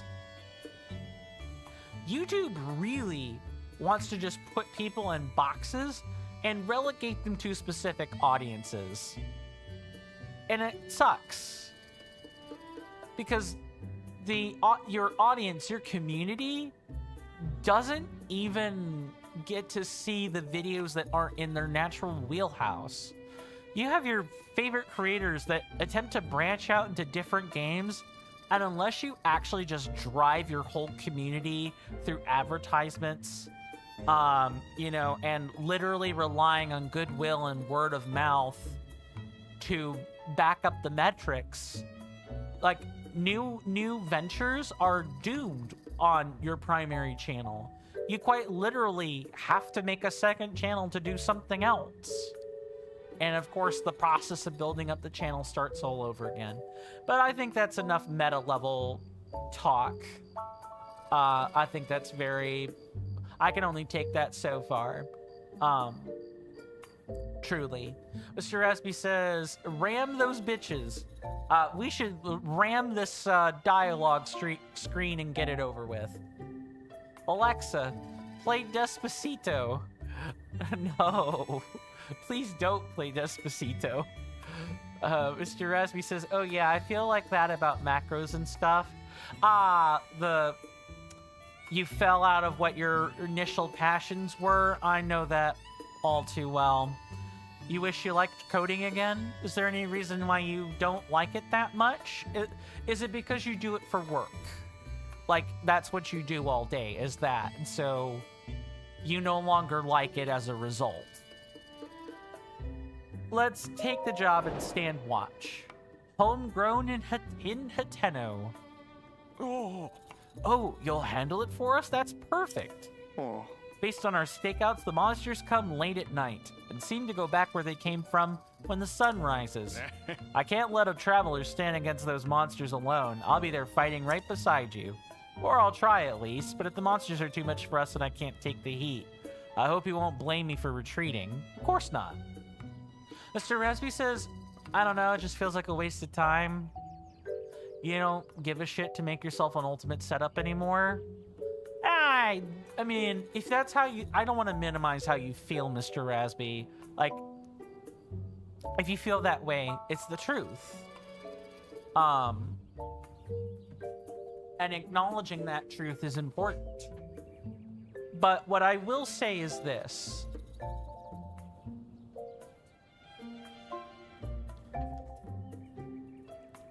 I wonder what part of that is because... I wonder what part of that is because you do it all the time. Well, okay, you're explaining it right here. I don't even need to ask the question. Mr. Raspy says, for easy things, you need 1 to 2 days. But do you really want to make a video downloader? But here's the thing. You want the results, not the process. And hence, well, that's just par for the course, right? Until you do it for the process again, which you would like the TBH. So you were disillusioned with the what I call doing things for the journey, right? You are very clearly direction oriented. You are, at least from what it seems like to me, you're a man that likes to know where he's going and he wants to get there as soon as possible. Because the destination is what's important, right? I'm not saying that's a wrong purview or anything, just that's what it looks like to me.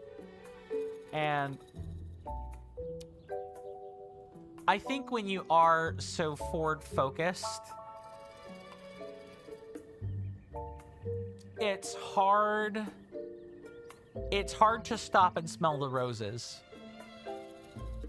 Mr. Raspy says, kind of. My intrinsic motivation turned into extrinsic.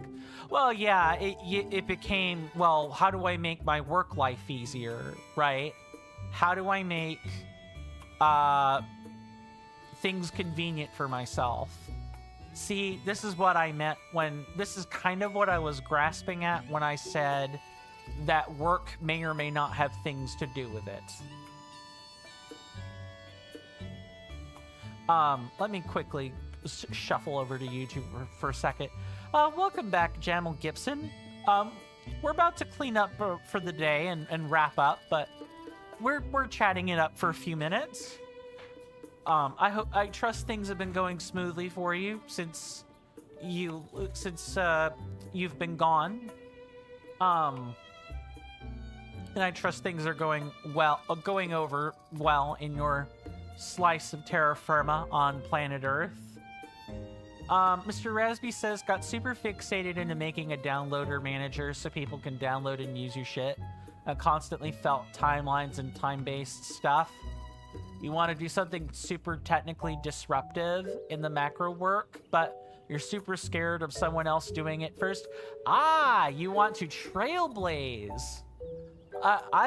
Like, that's the emotional part of it. So you feel this pressure scaling up your shit, even if you don't truly need money nor fame. Yeah, like, what part of this for you is emotional? I think I like what a man by the name of Josh Strife says. That's the YouTube channel. I like what he has to say about people problems, wherein 90% of people problems are emotional problems.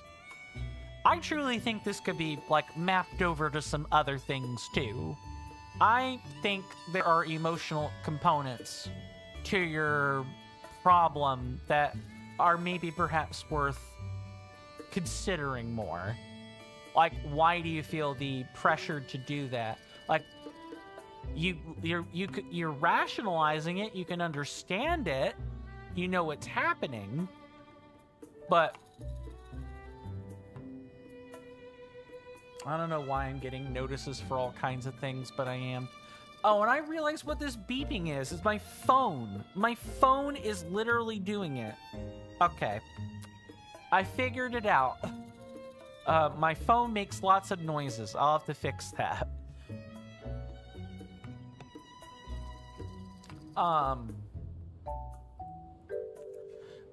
Jamal Gibson says you like to draw? That's cool. What sorts of things, if and you don't mind my asking? Mr. Resby says, even if you're quitting your job because of, different income... What? Yeah, different income feels nice because you can avoid needing to wake up early, but dealing with your own shit's likely harder. Yeah. And then you go on to say you're doing it right now. You want to innovate stuff, or you feel like you need to do that. Don't I know it? Maybe that's part of why I fell from STEM, right? It's because I also attempted to trailblaze. Yeah, I was still in the process of learning. I never really got to that point, but I wonder what part of me... I'll never know because I ran out of funds. Like, that's just the bottom line. But I wonder what part of that the last 15 years of my life was a failure because I set myself up that way. Jamal Gibson says anime characters? That's cool. Any particular anime that you like to draw? Anime's not quite my cup of tea. There are animes I enjoy, but I don't enjoy them all. I'm not an anime enthusiast. But I am curious as to what you generally tend to draw. I know this is short notice, but I'm set to go if you are. Ready to hold this field with me until dawn? All set. Great, then let's stay here and keep our eyes peeled for monsters. Mr. Rasby says I'm scared of missing out and scared that everything is done world. Yep, I know that feeling. Especially with the AI stuff. Yeah, the vibe coding, right? The vibe coding. Just vibes, man. Just tell the AI what you want. Then tinker with it till it's right. No need to use that brain. All that knowledge you spent years learning. What a waste. What a shame. What a travesty that it's all gone. That kind of stuff just makes my blood boil over with rage. Like an incandescently magmatic rage. And that's it. That's not even with, what I was wanting to do in my own life. That it's not all that affected by AI. But mostly with biology and the hard sciences, AI is mostly a research tool, or it is a simulator. It's great at simulating particle interactions and thinking in unorthodox methods. Like things that are perfectly fine uses of AI, if I'm being honest. It's just... when you start using it to take people's jobs and you start trying to generate things with AI as opposed to using it to be an assistant, that gets miry. Jamil Gibson says, like, random fighters. I think that's what that final word is there. That's cool. So, like, the anime doesn't matter so much. It's the things you pick out from it.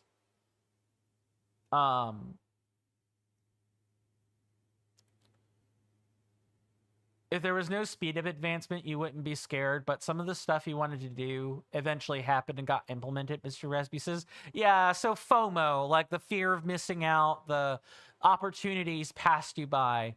You go on to say, when you see UI paths work and stuff like Power Automate, you feel really demotivated. Sure, it's OP automation, but done by a corporation. Right, so not a single attributable soul to that. And, well, not done by you. You stand no chance of competing with them. That might be... I wonder how much of this is you're wanting to compete for, like, personal accolades. Like, if you remove the technology stand from it, if you remove, like, the trappings, where your skill and what you want to do are the trappings, and you look at what's happening to another person in like a similar situation, how much of that would come down to like whatever they're feeling as opposed to what they're as opposed to like the time investment and other stuff. Mr. Rasby goes on to say, and I'm scared that someone will look at your approaches and stuff and copy it. Yeah, that's another thing too. That's not a uncommon occurrence. Artists, writers, and so on all also have that fear. It's the reason why AI scalping is such a big thing. Code scraping is such a big thing. The AI is being trained off of data that it has no permission to use, and it is quite frankly exploiting people that have put hours and years and decades of hard work just to make something happen. Jamal Gibson says, has anyone seen Percy Jackson? I've seen bits of it. My folks have seen most of it, though. They think it's okay. I don't have an opinion on it. Why ask? Just curious, Jamal Gibson, or some other reason? Mr. Rasby says, but if you can control if you're being overran, outsmarted, or resourced. Oh, that must be in reference to the hard sciences comment I made earlier. Oh, no. Okay, there's a word there. But you can't control if you're being overran, outsmarted, or out-resourced.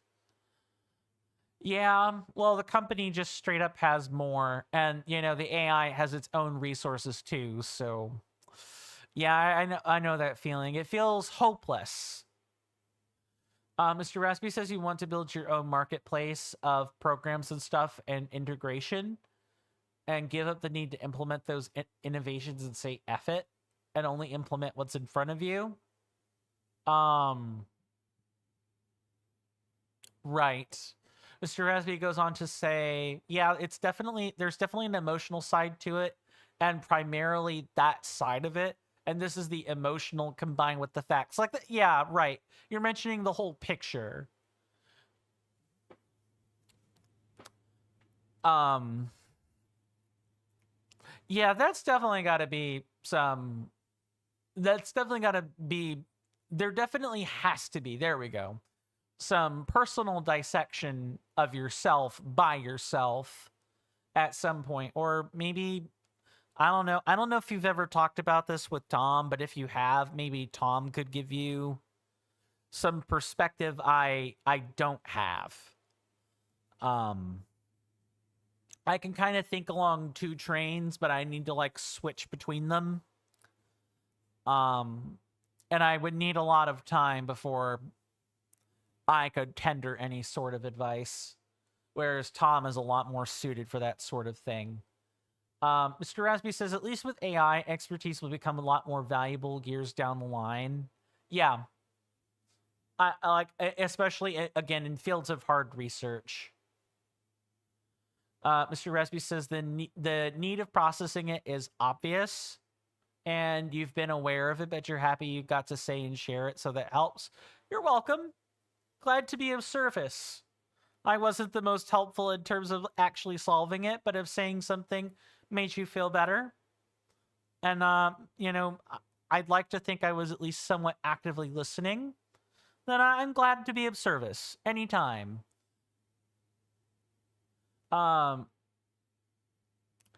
Gibson says, just thinking. And then I do not know what that word is. And then Jamal Gibson goes on to say, Mr. Coin, what's your favorite power Link has? Here in this game or in general? Because if it's this game, it's Ascend. If it's a different game, you'll have to give me a minute. Mr. Rasby says, well, you witnessing it is solving it. Fair enough. I'm glad to be a bearing and willing witness. How about that? Mr. Reed's, goodness. Jamal Gibson says, in Tears of the Kingdom, then yeah, it's Ascend. I like being able to just ghost warp through things and arrive at the top. I like feeling like I'm cheating at the game, which is what Ascend feels like to me, but knowing in essence that the world is designed for it. So it's not actually cheating. It feels like such a weird power to have in a game that still wants to care about you jumping and climbing and swimming on things or in things. This is about the time that monsters usually come to lay waste to the field. When you see them get near the field, send them packing. I don't think the monsters like it when dawn breaks, so we just gotta hold out until the sun rises. They're coming. Please, Link, help. This is the last thing we're... Oh, hello. Oh. You guys got yourselves a skeletal problem, huh? No, I'm afraid no such thing will be happening.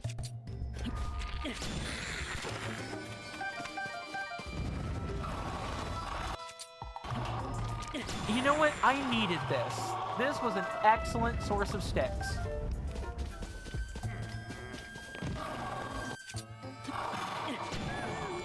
Pick sticks, fangs, horns. We really needed these resources.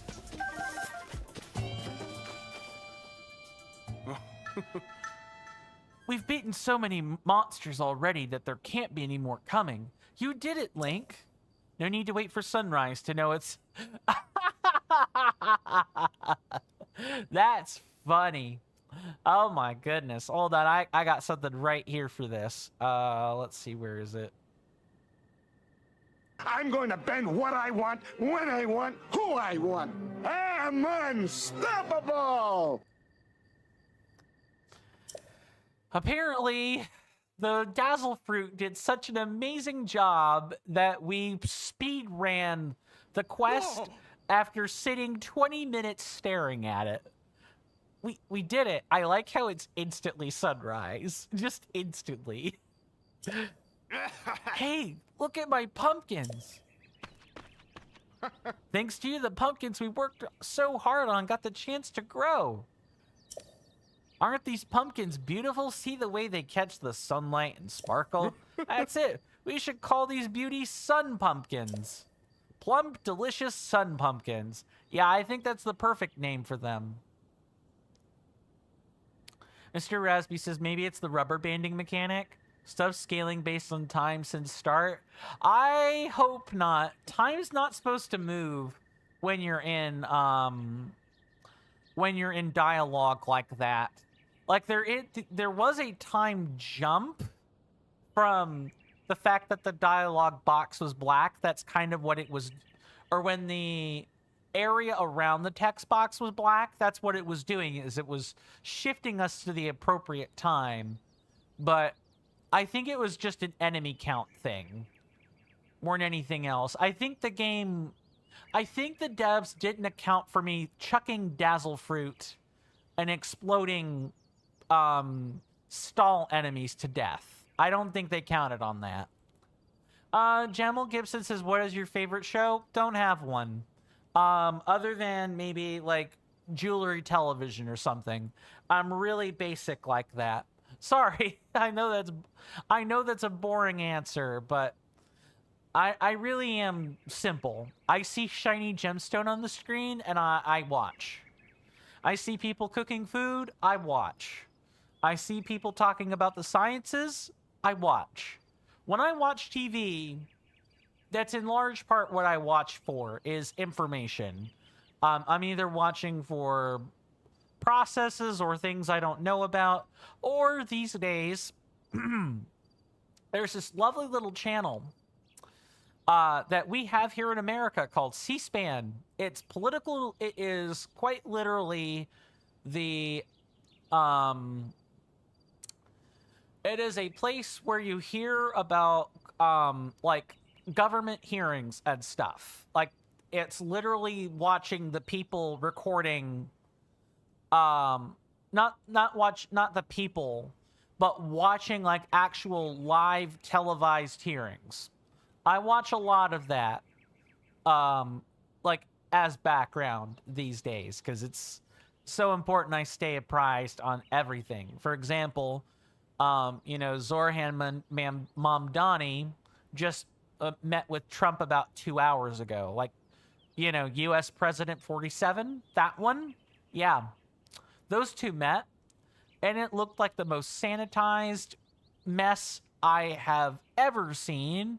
I'm really surprised that Trump played nice with the bits of clips that I saw. I did not see the whole thing, though. I probably should go see that before making any real judgments, but I'm surprised that Trump didn't cut him off at every turn as Mamdani was speaking. I just floored by that.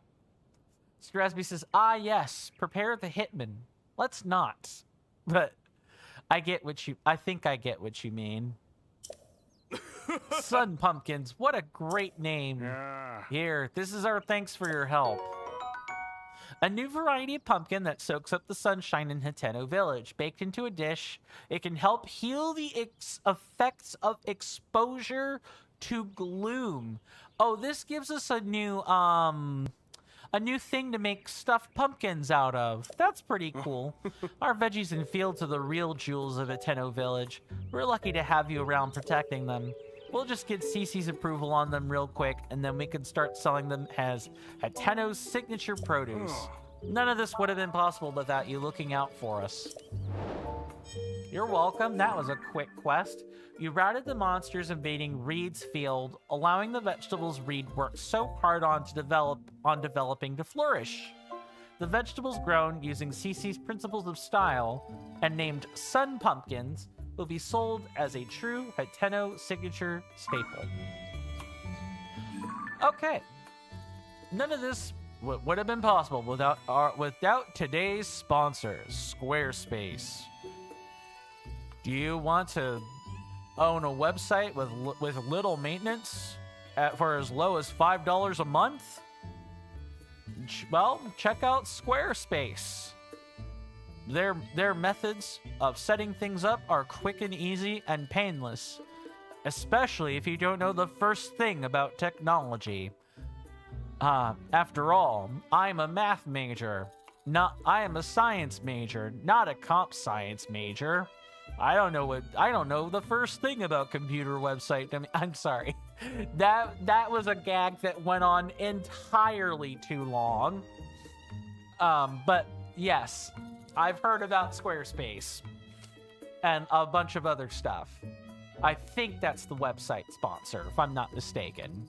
I've heard about it often enough. And Mr. Esby says, and you can use templates too. Here, this is already made. You just select stuff. See, exactly. My lovely senators and inductees, dude, you know, my name is Coin. Mr. Rasby says, you seem like the kind of person who gets sponsored by Ground News. I would love a Ground News sponsor, because I actually have the app on my phone. I just can't pay for it. So I get like a limited version of the blind spot feature, but I do use Ground News a lot to like stay apprised of certain things. It helps me avoid echo chambers. Something I wish I could say the rest of my household didn't, like, fall into, but they do. Whether it's a left-wing echo chamber or right-wing echo chamber, it doesn't much matter. Jamal Gibson says, Mr. Coin, what's up, what's up, Jamal? How can I help you? Suppose I can wait here a second while we conclude things. Mr. Rasby says, I avoid, caves. They're like echo chambers, too.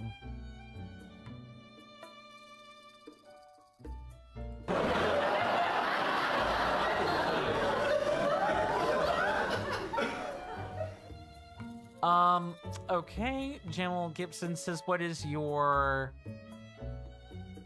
Okay, we're getting this drip-fed one word at a time.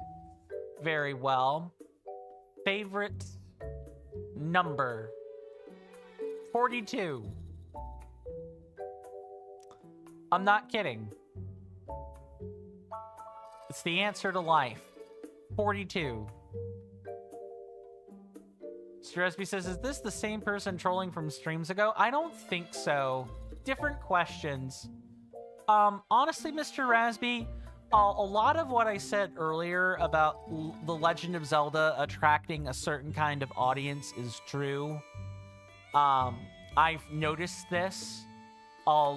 Even some Zelda tubers are young, like really young, like high school young. I know because when I've gone to look up certain things about Breath of the Wild or things I might have missed in Tears of the Kingdom, these folks do like a reveal on themselves, and they turn out to be high school, middle school children. I'm not surprised by that, and I don't necessarily find it to be a problem. After all, the legal age for YouTube and Twitch is 13, so legally they're allowed to be there. It's just the mentality is completely different. Like, if you aren't 25, you still don't have like a fully functioning prefrontal cortex. You don't have that. That's still developing. Your ability to think abstractly is an issue. Or not an issue, but it's hampered.